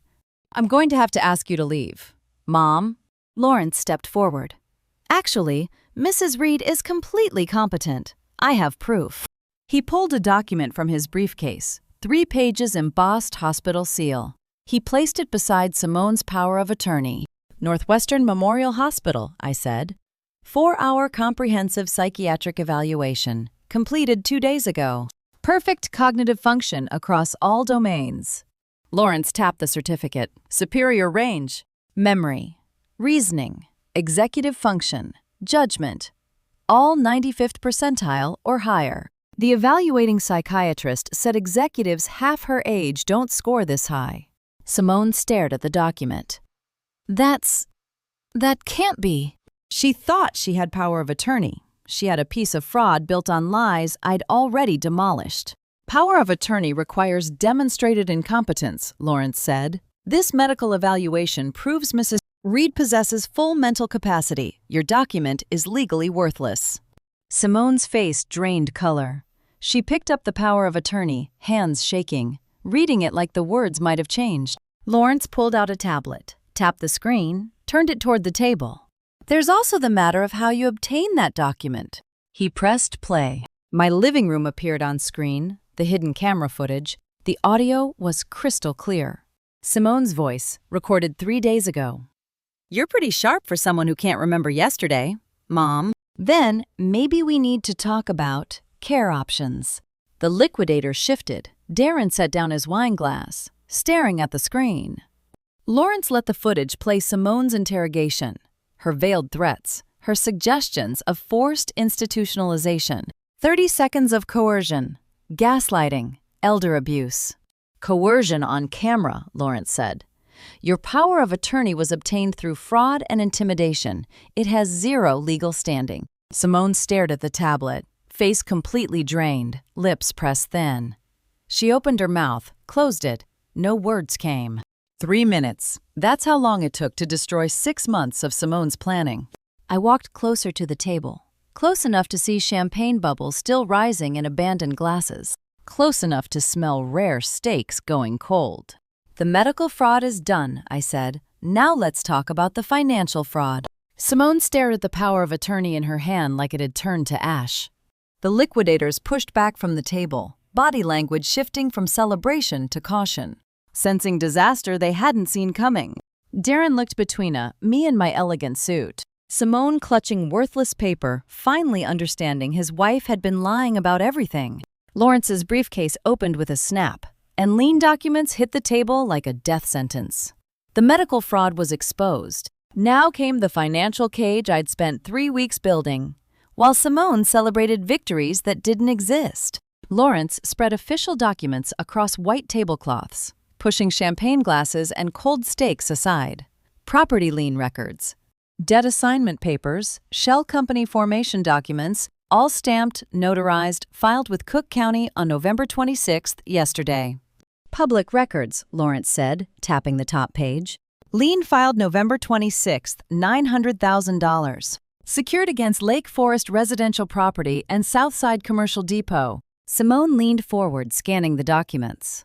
That's the loan from Northbrook Capital. The one Darren was, Lawrence interrupted. Northbrook sold the debt. The table went silent. Even the liquidators stopped pretending to check their phones. Simone's voice came out tight. What do you mean, sold? Lawrence pulled out another document, debt purchase agreement. Wire transfer confirmation. Assignment of promissory note. Northbrook Capital Services, LLC, sold the debt on November 26th for immediate cash payment. The buyer was a private entity, Delaware Secure Holdings, LLC. Who's that? Simone demanded. Lawrence's expression didn't change. A company that doesn't need your permission to exist. I watched Simone's mind work, calculating, searching for angles, trying to understand how the loan she'd forged to destroy Darren had moved from loan sharks to a mystery creditor in 48 hours. She forged a loan to steal my house. I bought the loan to cage her in it. The new creditor now holds secured debt against both properties. Lawrence continued. Lake Forest House, $2.5 million appraised value. Southside Depot, $1.8 million. Both listed as collateral on the original promissory note. He turned to the liquidators, who'd gone very still. Gentlemen, your title search will reveal this lien. It was recorded yesterday in public records. Any attempt to close your purchase agreement will halt in escrow. No sale can proceed without creditor approval to release the lien. One liquidator, the older one, who'd been laughing at Simone's jokes 30 minutes ago, set down his napkin. We weren't informed of any liens during our due diligence. It was filed yesterday, Lawrence said. After you signed your letter of intent, but before your title company ran the search. You were buying a toxic asset. The second liquidator pulled out his phone, started typing fast, probably messaging his office, his legal team. Anyone who could tell him how to exit this disaster. Wait, Simone said, voice shaking now. We can negotiate with the creditor. Whoever bought the debt, they want their money back, right? We pay them from the sale proceeds. Everyone gets paid. Lawrence shook his head. The creditor has no obligation to approve the sale. The debt isn't due until tomorrow, November 28th. They can hold the lien indefinitely. This is insane, Simone said. No one buys debt just to block a property sale. What do they want? That's between the creditor and the borrower, Lawrence said. The first liquidator stood abruptly, grabbed his coat from the chair. This deal is dead. We're out. The second liquidator followed, phone still pressed to his ear. Simone shot to her feet. Wait, we can negotiate. There's still value here. But they were already walking away, footsteps quick on hardwood, voices low and urgent as they disappeared through the dining room doors. The liquidators ran like rats from a sinking ship. Simone had no ship left. She stood frozen, staring at the empty chairs, the abandoned celebration dinner. The lien documents spread across the table like autopsy reports. Darren finally spoke, voice quiet, looking at me. You own the loan, the one she forged in my name. I met his eyes. Through a legal entity, yes. So the property can't be sold, he said slowly, understanding dawning. The loan sharks are paid and gone, I said. The debt was purchased. You're not in danger. Simone turned to me, face drained of all color. You bought the debt. You killed my sale. I protected my son, I said, from the loan you forged in his name. The private dining room stood silent, except for the retreating footsteps fading in the hallway. Simone stared at the lien documents like they were written in her own blood. No sale, no escape, no future. I opened my bag and threw the evidence onto the white tablecloth like I was dealing cards at a poker game Simone had already lost. The liquidators were gone. The property sale was dead. Now came the rest. The betrayals layered on betrayals. The first document landed face-up boarding pass printout. November 30th, 2025. American Airlines Flight 1847, Chicago to Belize City. Passenger Griffin Hayes, 1 seat, solo booking. Simone stared at it. Griffin Hayes, I said. 1-way ticket to Belize City, November 30th, solo booking. Her voice broke. That's not, he wouldn't. I threw down the next page bank statement from Cayman Islands account. Withdrawal, November 23rd, $184,000. Wire transfer to Belize Bank Limited. You're going to Cancun alone. He's going to Belize alone. Thieves don't share. Simone's face drained completely white. I turned to Darren. I threw down the forged promissory note his signature faked, pledging his inheritance to loan sharks. Then embezzlement records 43 drivers, names and amounts. Then text messages between Simone and Griffin. 6 months of planning the escape, dividing stolen money, coordinating flights. Your signature on the loan, I said to Darren. Forged. You were never in debt. You were being framed. Darren picked up the text with shaking hands, reading his wife's plan to abandon him with fabricated debt while she fled the country. You were going to leave me holding the bag, he said, voice breaking, while you fled the country. Simone reached for his hand. Darren, I can explain. He jerked away. Explain what? The forged signature, the stolen money, the affair. She'd betrayed her husband. Her accomplice had betrayed her. Evil eating itself alive. Simone's face changed desperation, shifting to rage. She stood abruptly. You ruined this, she screamed at Darren. You and your pathetic mother were supposed to be easy marks. Weak, stupid, too trusting to see what was happening. Darren stood, shouting back. You forged my name. You stole from my mother. You embezzled from drivers who couldn't afford to lose a paycheck. She had no right to that house, Simone screamed, pointing at me. It was Darren's inheritance, which makes it mine. I earned it putting up with his drinking and his weakness. I never signed that loan, Darren yelled. You destroyed my credit. You condemned me to loan sharks. You were going to let them come for me while you sipped Mai Tais in Cancun? Simone lunged across the table. She grabbed the steak knife from Darren's place-setting 8-inch blade, serrated edge. Darren saw it coming, shoved her backward. She stumbled, swung wildly, the knife arcing through candlelight. The wine glass shattered, red liquid splashed across white tablecloth. Get away from me, Darren shouted. Security burst through the doors, 2 men in black suits. The first one grabbed Simone's wrist, twisted until the knife clattered to the floor. The second pinned her shoulders, forced her face down onto carpet. Drop the knife! Drop it now! The first guard yelled, even though it was already gone. Simone screamed into the carpet, still fighting. It was mine! All of it! The house, the money, the future! It was mine! The elegant dinner party collapsed into broken glass and screaming. The mask was gone. The monster was visible. Security held Simone face down, one knee on her back, hands pulled behind her. The steak knife lay 10 feet away. Red wine pooled on white tablecloth like blood at a crime scene. Darren stood frozen, staring at the woman he'd married like she was a stranger. Outside the private room, sirens wailed closer. The sirens stopped outside the steakhouse.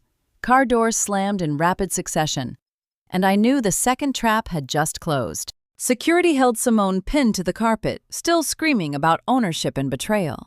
The knife lay kicked against the baseboard. Red wine pooled like evidence across white tablecloth. Then came the sound of badges and federal authority. FBI agents flooded through the steakhouse entrance, 5 of them, dark suits, firearms holstered but visible. The manager rushed forward, hands raised in confusion. Officers, what's the meaning of? Federal warrant, the lead agent said, flashing credentials. Step aside. They moved past him toward our private dining room, like water finding its level.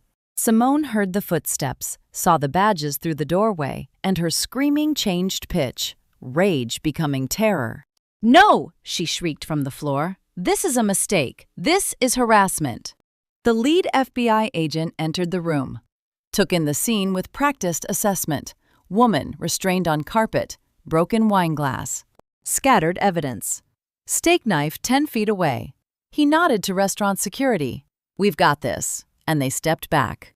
Simone Reed, he said. Simone twisted against the carpet, makeup smeared, hair disheveled, the elegant facade completely destroyed. "I want a lawyer."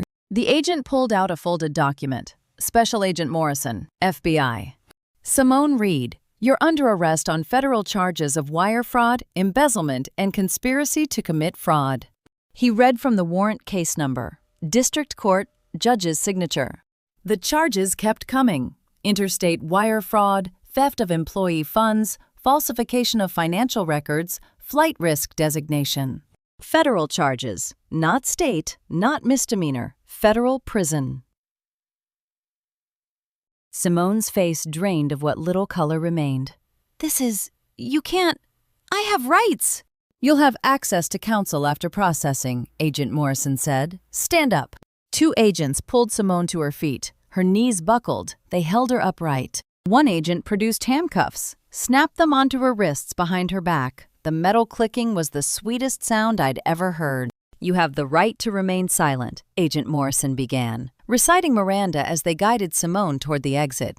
"Anything you say can and will be used against you in a court of law. You have the right to an attorney." Simone fought the escort, twisting, trying to turn back toward Darren. Darren, don't let them do this. Tell them it's a mistake." Darren sat frozen at the table, staring at his wife being dragged away in handcuffs. His mouth opened, closed. No words came. The agents pulled Simone through the doorway. Her screams echoed down the hallway, fading as they moved through the restaurant toward the entrance. Other diners turned to watch the perp walk. Elegant woman in evening dress, handcuffed, mascara streaked, screaming about injustice while federal agents escorted her to waiting vehicles. The dining room fell silent except for Darren's ragged breathing. He collapsed forward, elbows on table, face in hands. His shoulders shook. Not crying, just trembling, the way people shake when shock finally breaks through adrenaline. "I didn't know," he whispered, voice broken. "Mom, I swear I didn't know." I walked to his chair, placed my hand on his shoulder. "I know, sweetheart. You were a victim too." "She was going to leave me with nothing," he said into his palms, "with all the blame. The forged loan, the angry creditors, the destroyed credit. She was going to let loan sharks come for me while she—" His voice cracked. He couldn't finish. "I'd built a trap in 3 weeks. The FBI had built one in 6 months. Both closed on the same night." "It's over," I said quietly. "She can't hurt you anymore." Through the steakhouse window, I watched FBI vehicles pull away, lights flashing. Simone visible in the back seat of the lead car. Handcuffed. Still screaming, though, no one could hear her anymore. Darren sat broken at the table, surrounded by scattered evidence of his wife's betrayal, forged documents, embezzlement records, text messages planning escape with another man. Thanksgiving dinner had ended in federal arrest. Simone's voice cracked as FBI agents walked her past in handcuffs. "Who did this to me?" The question hung in the dining room air like smoke. She still didn't know. After everything, the property lien, the FBI timing, the psychiatric certificate, the hidden camera footage, she still thought someone else had orchestrated her destruction. Special Agent Morrison guided her through the dining room toward the exit, one hand on her cuffed wrists. Mascara streaked her cheeks. Her elegant dress was wrinkled from being wrestled to the floor. The woman who'd celebrated a property sale 30 minutes ago looked like she'd aged a decade. She passed our table, saw me standing calmly beside the scattered evidence. Her eyes locked onto mine, desperate, searching, still expecting the confused taxi driver to somehow defend her. "I want to know who did this," she said to the agents. "Someone set me up. Someone planned this." "Keep moving, Mrs. Reed," Morrison said. Simone twisted against his grip, stopped walking, forced the escort to pause. "Mom, tell them this is a mistake. You know I was just trying to help manage things after you got—" She couldn't even finish the lie. I stood perfectly still, watching her scramble for the helpless elder narrative that no longer existed. Simone's voice rose, breaking. "Someone planned this. The FBI, the lien, the timing. It's too perfect. WHO." Her eyes went wild, scanning the room like the answer was written on the walls. "Who did this to me?" I stepped forward slowly. Morrison's hand went to his holster reflexively, then relaxed when he saw I posed no threat. "You really want to know?" I asked quietly. Simone stared at me. You saw something, didn't you? You know who." She gave me trash bags to clean out my own house. I gave her handcuffs and federal charges. I leaned close to her ear, close enough that only she could hear. My voice came out quiet, deadly calm. "Thank you for the trash bag, sweetheart." The callback hit like a physical blow. Simone's eyes went wide, total comprehension flooding in. The trash bag, the opening scene, the eviction, the performance I'd given for 3 weeks, playing confused and helpless while she celebrated victories that didn't exist. She gasped. You were never... It was you!" I smiled. Every single move. The psychiatric evaluation that proved I'm sharper than executives half my age. The hidden camera that recorded your coercion. The debt purchase that killed your property sale.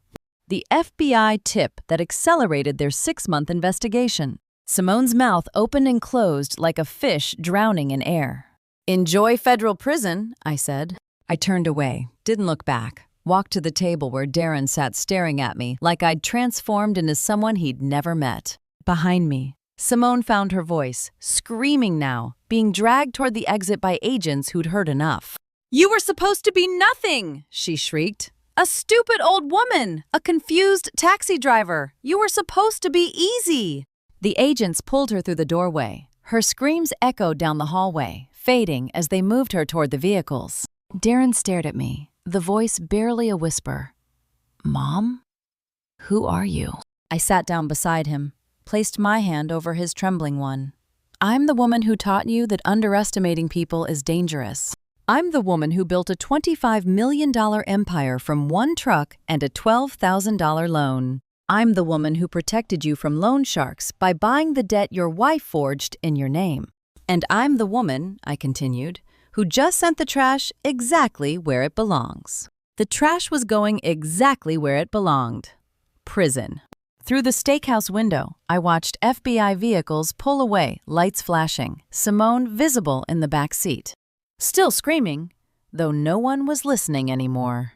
Darren sat beside me, surrounded by scattered evidence, forged documents, embezzlement records, text messages with Griffin planning the betrayal. She'd underestimated a 65-year-old woman who'd built empires, raised a son alone, coded logistics software, and spent 3 decades outmaneuvering competitors who thought age meant weakness. Fatal mistake. The judge's gavel struck once, sharp and final, and Simone Reed's last hope of freedom died in a loop courthouse. 3 weeks had passed since FBI agents dragged her from Chicago Cut Steakhouse in handcuffs. 3 weeks of legal proceedings that turned her life into a federal case number. I sat in the back row of the courtroom gallery, watching. I'd earned this front row seat to justice. The federal prosecutor stood, presenting flight risk evidence to the judge. Griffin Hayes' one-way ticket to Belize, booked before Simone's arrest. Simone's meeting with property liquidators, attempting to convert assets to cash. Offshore account activity showing preparation to flee jurisdiction. Your Honor, the defendant had one-way tickets purchased, liquidated assets in progress, and her co-conspirator successfully fled the country, the prosecutor said. She poses extreme flight risk. Simone's public defender, a young woman who looked exhausted, tried to intervene. Your Honor, she has family ties to Chicago. Her estranged husband, the prosecutor corrected, whom she defrauded using forged documents. The judge reviewed the case file, flipping pages without expression, then looked up. Bail denied. Defendant remanded to federal custody at Metropolitan Correctional Center pending trial. The gavel struck again. Simone, seated in orange jumpsuit at the defense table, dropped her head into her hands. 2 days later, formal charges filed. Wire fraud, 8 counts. Embezzlement, 12 counts. Conspiracy to commit fraud. Falsification of financial documents. Federal sentencing guidelines for combined charges, 15 to 20 years minimum. No plea deal offered. Trial set for March 2026. 15 to 20 years. She'd be 83 when she got out, if she lived that long. On December 15th, the Illinois Medical Board announced investigation into Dr. Vernon Caldwell, 52, physician who'd been prepared to provide false dementia diagnosis as part of Simone's conservatorship scheme. Evidence submitted by anonymous tip showed email communications between Caldwell and Simone Reed discussing medical documentation for legal proceedings and cognitive assessment outcomes favorable to family petition. Medical license suspended pending disciplinary hearing, career destroyed. Another co-conspirator caught in the legal net Simone had woven around herself. December 18th brought property foreclosure notices. Lake Forest House unpaid secured debt of $900,000 owed to Delaware Secure Holdings, LLC. Southside Depot collateral on same loan, also unpaid. Both properties seized by creditor through legal foreclosure process. Delaware Secure Holdings, LLC, my shell company, structured by Lawrence 3 weeks ago, now owned both properties legally. The house Simone had schemed to steal through conservatorship fraud was mine. The depot she'd used as embezzlement hunting ground was mine. The house she'd schemed to steal was now owned by the woman she'd underestimated. Poetic justice in property records. Darren faced different consequences. Federal prosecutors declined to file charges against him, forged signature proven through handwriting analysis. No evidence of knowledge or participation in Simone's schemes, but the damage was done. Bankrupt legal fees for divorce attorney. Debts Simone had accumulated in his name. Destroyed credit from the forged loan. Lost his consulting firm job when the scandal hit news. Reed associate linked to federal fraud case made enough headlines that his employer quietly terminated him during restructuring. Financially ruined, emotionally shattered, living in my Lincoln Park apartment while he rebuilt his life from smoking ruins. But alive, free, not facing federal prison. I'd protected him from the worst of it. The forged loan, I owned it now, would never pursue collection. The destroyed credit, I'd help him rebuild. The lost job, temporary setback for a man with genuine skills who'd been manipulated by a sociopath. In 3 weeks, Simone's empire collapsed completely. Federal prison, pending 15-year minimum sentence. Medical co-conspirator destroyed and facing his own charges. Properties seized and transferred to the victim she'd targeted. Accomplice fled to Belize with stolen money. Husband divorcing her from bankruptcy. She'd bet everything on a 65-year-old taxi driver being helpless, confused, easy to manipulate and destroy. She'd lost it all. Simone's downfall was complete, but her daughter still needed someone.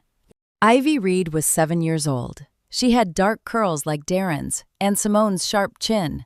She'd been staying with a neighbor since the arrest, emergency placement, while Child Protective Services figured out what to do next. Foster care was the default. I couldn't let that happen. I filed for emergency custody the morning after Simone's bail hearing. December 22nd, Cook County Family Court, 9th floor. The same building where I'd watched Simone get denied bail 3 weeks earlier. Different floor, different stakes. The hearing took 40 minutes. I brought Dr. Patel's psychiatric evaluation, the one proving I was mentally competent, not the confused old woman Simone had tried to paint. I brought bank statements showing stable income from my taxi medallion and rental properties. I brought character references from neighbors who'd known me for 20 years. Darren showed up looking like he'd aged a decade. Hollow eyes, wrinkled suit, hands that wouldn't stop shaking. He didn't contest my petition. He just asked for supervised visitation rights. Granted, Judge Marianne Kelleher said. Every other Saturday, 2 hours, supervised by a court-appointed monitor. Then she looked at me over her reading glasses. Mrs. Reed, you understand the responsibility you're taking on. A 7-year-old child whose mother is facing federal prison. I understand, I said. Custody granted. Temporary order for 6 months. Then we'll review. I'd destroyed Ivy's mother. Now I had to raise Ivy. Justice and mercy in the same breath. I picked her up from the neighbor's apartment that afternoon. She had one small suitcase, clothes, a stuffed rabbit, a photo of Simone holding her as a baby. She didn't cry. She just held the rabbit tight and stared at me with huge, confused eyes. "Where's Mommy?" she asked. "Your mom is away for a while," I said. "You're going to stay with me. Are you Grandma Lorraine?" "I am." "Mommy said you were sick." I knelt down so we were eye level. "I'm not sick, sweetheart. I'm okay. And you're going to be okay too." She thought about that for a long moment. Then she nodded. We took a taxi back to my apartment in Lincoln Park, the one Simone had tried to steal. 3 rooms, old hardwood floors, windows overlooking the park. I'd turned the spare bedroom into Ivy's room over the weekend. Pink curtains. A bookshelf. A bed with clean white sheets. She walked through it slowly, taking it all in. Touched the curtains, sat on the bed, put the stuffed rabbit on the pillow. "Is this mine?" she asked. "It's yours," I said. That night, after dinner and a bath, I tucked her in. She looked so small in the bed, so fragile. "Grandma." Her voice was barely a whisper. "Yes, honey. Is Mommy coming back?" I could have lied, could have softened it, but she deserved the truth. Age-appropriate as I could make it. "Your mom made some mistakes," I said. "Big ones. She hurt people, and now she has to face consequences. She'll be away for a long time." "Did she hurt you?" Smart kid, Simone's intelligence without her cruelty. "She tried," I said, "but I'm okay." "Will she hurt me?" "No." I squeezed her hand. "I won't let anyone hurt you. That's a promise." She closed her eyes. Within minutes, her breathing deepened. Asleep. Finally safe. I stood there in the doorway watching her. 43 victims of Simone's fraud. Darren bankrupt. Griffin arrested at the Belize airport with a duffel bag full of cash. Simone facing 15 to 20 years. One life saved. That's what mattered now. I turned off the light and closed the door halfway. Tomorrow, I'd start figuring out schools, therapists, how to help a 7-year-old process trauma. Tonight, she was home. She was safe. And I'd make damn sure she stayed that way. Ivy settled into my apartment over the next 2 days. I registered her at the local elementary school, scheduled a therapist appointment for January, bought groceries she'd actually eat. Life had to continue, even while Simone's empire crumbled. But some repairs happened faster than I'd planned. Kieran Wolf checked his bank account on Christmas Eve and found $8,000 he thought was gone forever. I didn't know this immediately, of course. I was home with Ivy, making hot chocolate and watching her decorate a small tree I'd bought from the corner lot. But my phone rang that evening, a number I recognized from the depot. "Lorraine," Kieran's voice was shaking. "I need to ask you something." "Go ahead," I said, stepping into the kitchen. "I just checked my account. There's a deposit. $8,000. Memo line says deposit restoration. I don't understand." I said nothing. "You got a deposit too." A woman's voice in the background, Denise Frost. They were together, apparently comparing notes. Karen put me on speaker. Denise found $14,000 in her account, same memo line, same date. $14,000, Denise said, her voice breaking. "The exact amount Simone stole from my husband's insurance fund." "Someone gave us our money back," Kieran said. "But who?" "Maybe someone who thought it was the right thing to do," I said carefully. Silence on the other end. Then Kieran said, "We're coming to the depot Friday. We need answers." I hung up and returned to the living room. Ivy had hung a silver star at the top of the tree. It caught the light from the window, throwing tiny reflections across the wall. "Pretty," I said. "Mommy always put the star on top," she said quietly. "Then we'll keep doing it that way," I said. December 26th arrived cold and bright. I drove to the Southside Depot mid-morning, the winter sun glinting off frozen puddles in the parking lot. The smell of diesel and coffee hit me as I walked through the garage, familiar, comforting, real. Kieran and Denise were already there, standing near the dispatch office. But they weren't alone. A cluster of drivers had gathered, voices low but urgent. "You didn't know." One of the drivers, Marcus, a 15-year veteran, was talking to Kieran. Lorraine Reed founded Midwest Transport Consortium in 1995. Denise stared. The taxi branch manager is the founder. She gifted it to a trust years ago, Marcus said. Kept this branch as a hobby. She's worth millions. They thought I was a victim like them. I was the founder who'd been playing chess while Simone played checkers. I walked past the group into my office. Kieran and Denise followed, closing the door behind them. The office smelled like old paper and the lavender soap I kept in the bathroom. Kieran's hands were shaking. "The deposits," he said. "That was you, wasn't it?" I met his eyes.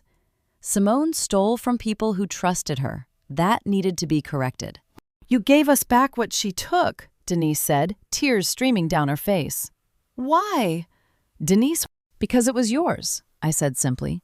"She had no right to it." Kieran sank into the chair across from my desk. "My daughter starts college next fall. Without that $8,000, I couldn't have paid tuition. We were drowning." "I know," I said. "You saved us," he said. "Our families, everything." I shook my head. "I just returned what was stolen." Denise wiped her eyes with the back of her hand. "Most people wouldn't have cared. They'd have let the courts handle it. Waited for restitution that might never come. Most people don't have the resources I have," I said. "Or the heart," Kieran said quietly. "Justice in court takes months. Justice from me took one wire transfer." They left a few minutes later, hands shaken, gratitude expressed in words that didn't quite capture what they meant. I watched them walk back through the garage, saw Marcus and the other drivers gather around them. Voices rose and fell. Heads turned toward my office. Word spread through the depot. Lorraine Reed wasn't just a branch manager. She was the founder, the empire builder, the woman who'd taken down a criminal and restored every stolen penny. The secret was out. The taxi driver had always been the queen.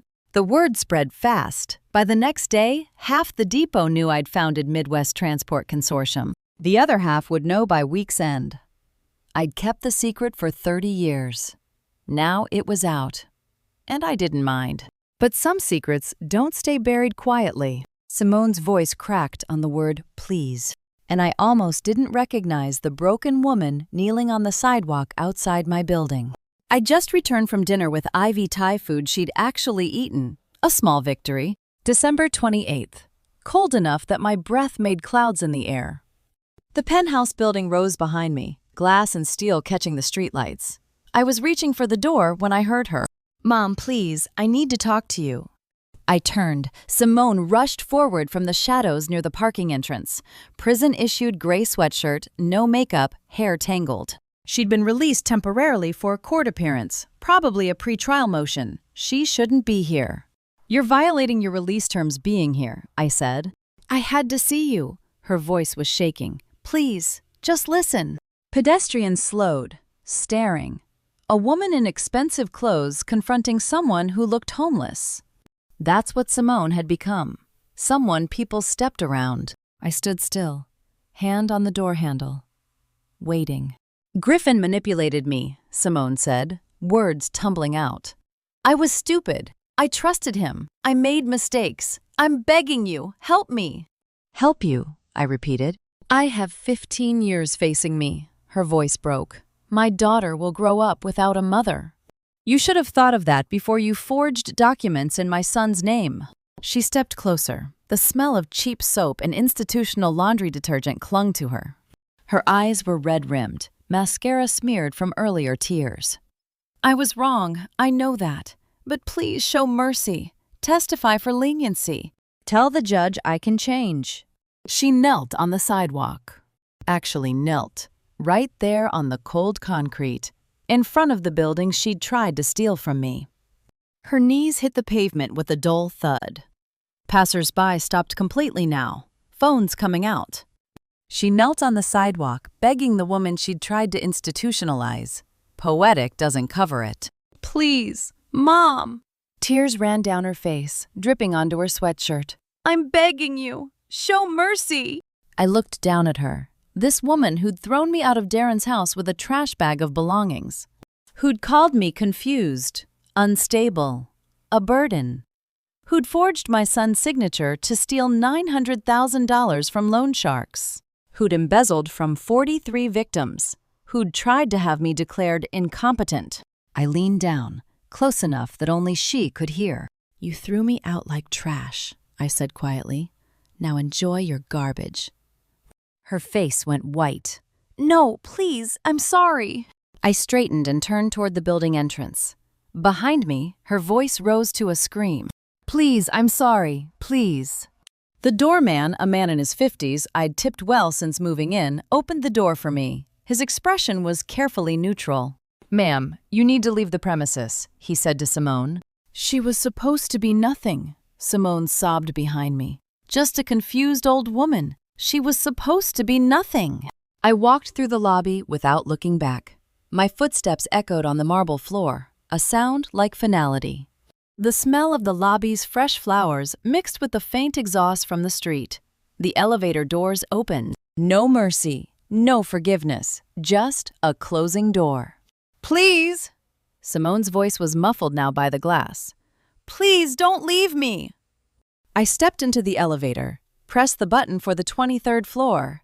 The doors slid shut, cutting off her screams. Through the lobby glass, I watched Simone collapse on the sidewalk, security escorting her away. She'd begged for mercy from the woman she'd called a confused old taxi driver. I'd given her exactly what she deserved, nothing. Simone was sentenced 3 weeks later, 15 years federal prison. Griffin got 12. Dr. Vernon Caldwell lost his medical license permanently. I didn't attend the sentencing. I'd already moved on. Morning light flooded the penthouse windows, and for the first time in months, I woke up without planning someone's destruction. January 5th, 2026, 6 weeks after Simone's arrest. The city stretched out below me through floor-to-ceiling windows, Chicago in winter, beautiful and brutal and mine. Ivy sat at the kitchen counter eating cereal, legs swinging. She had therapy twice a week. The psychologist said she was processing grief well, considering some days were harder than others. "Grandma, do I have to go to school today?" she asked. "Yes, sweetheart," I said, pouring coffee.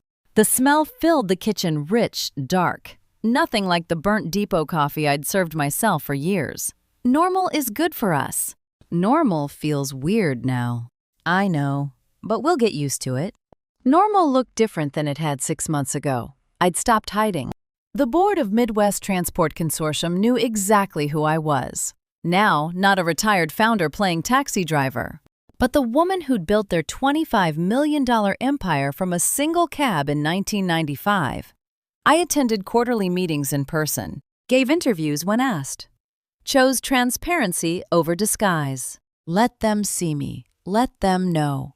I'd spent 3 decades invisible by choice. That time was over.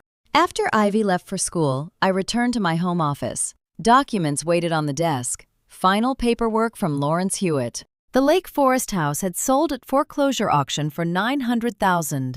The Southside Depot property brought in another $400,000. Total proceeds, $1.3 million.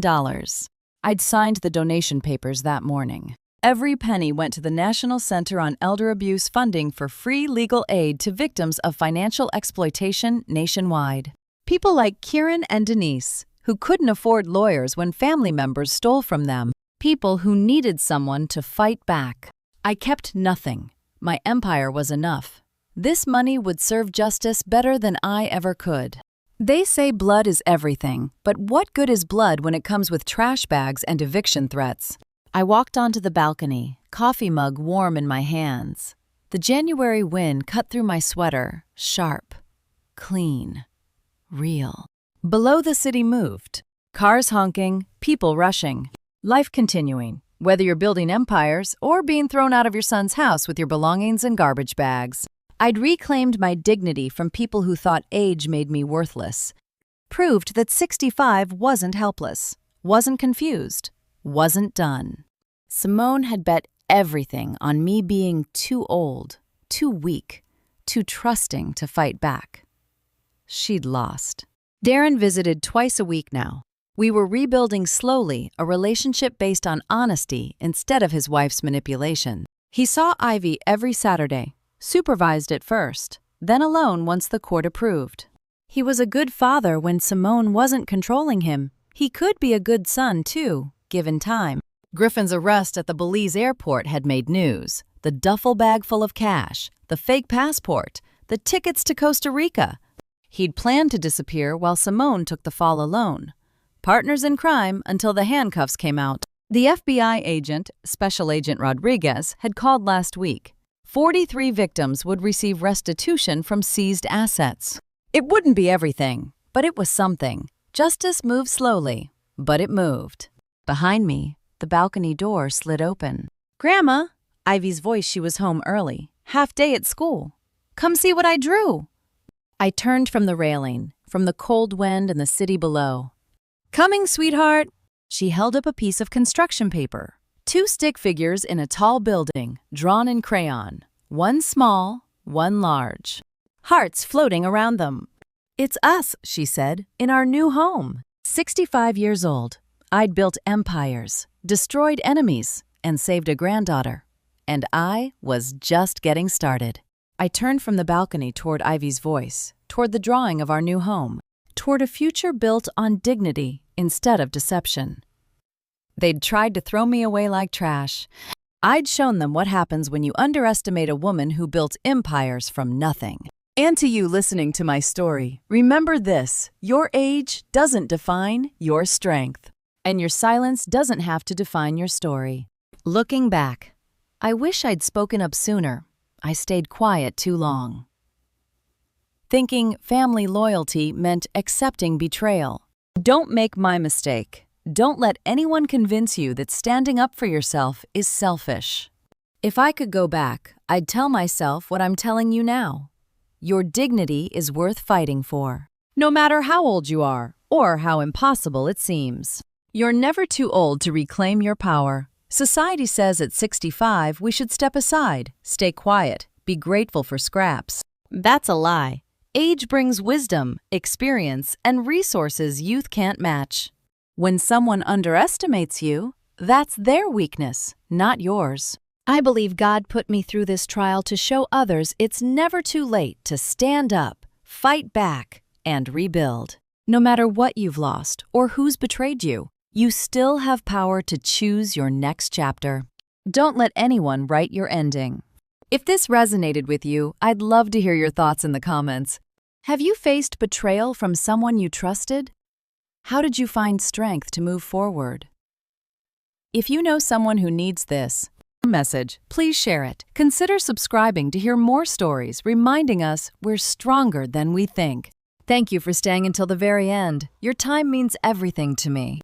A final reminder, while some details were adjusted for storytelling, the message about reclaiming your dignity and never giving up, that's as real as it gets.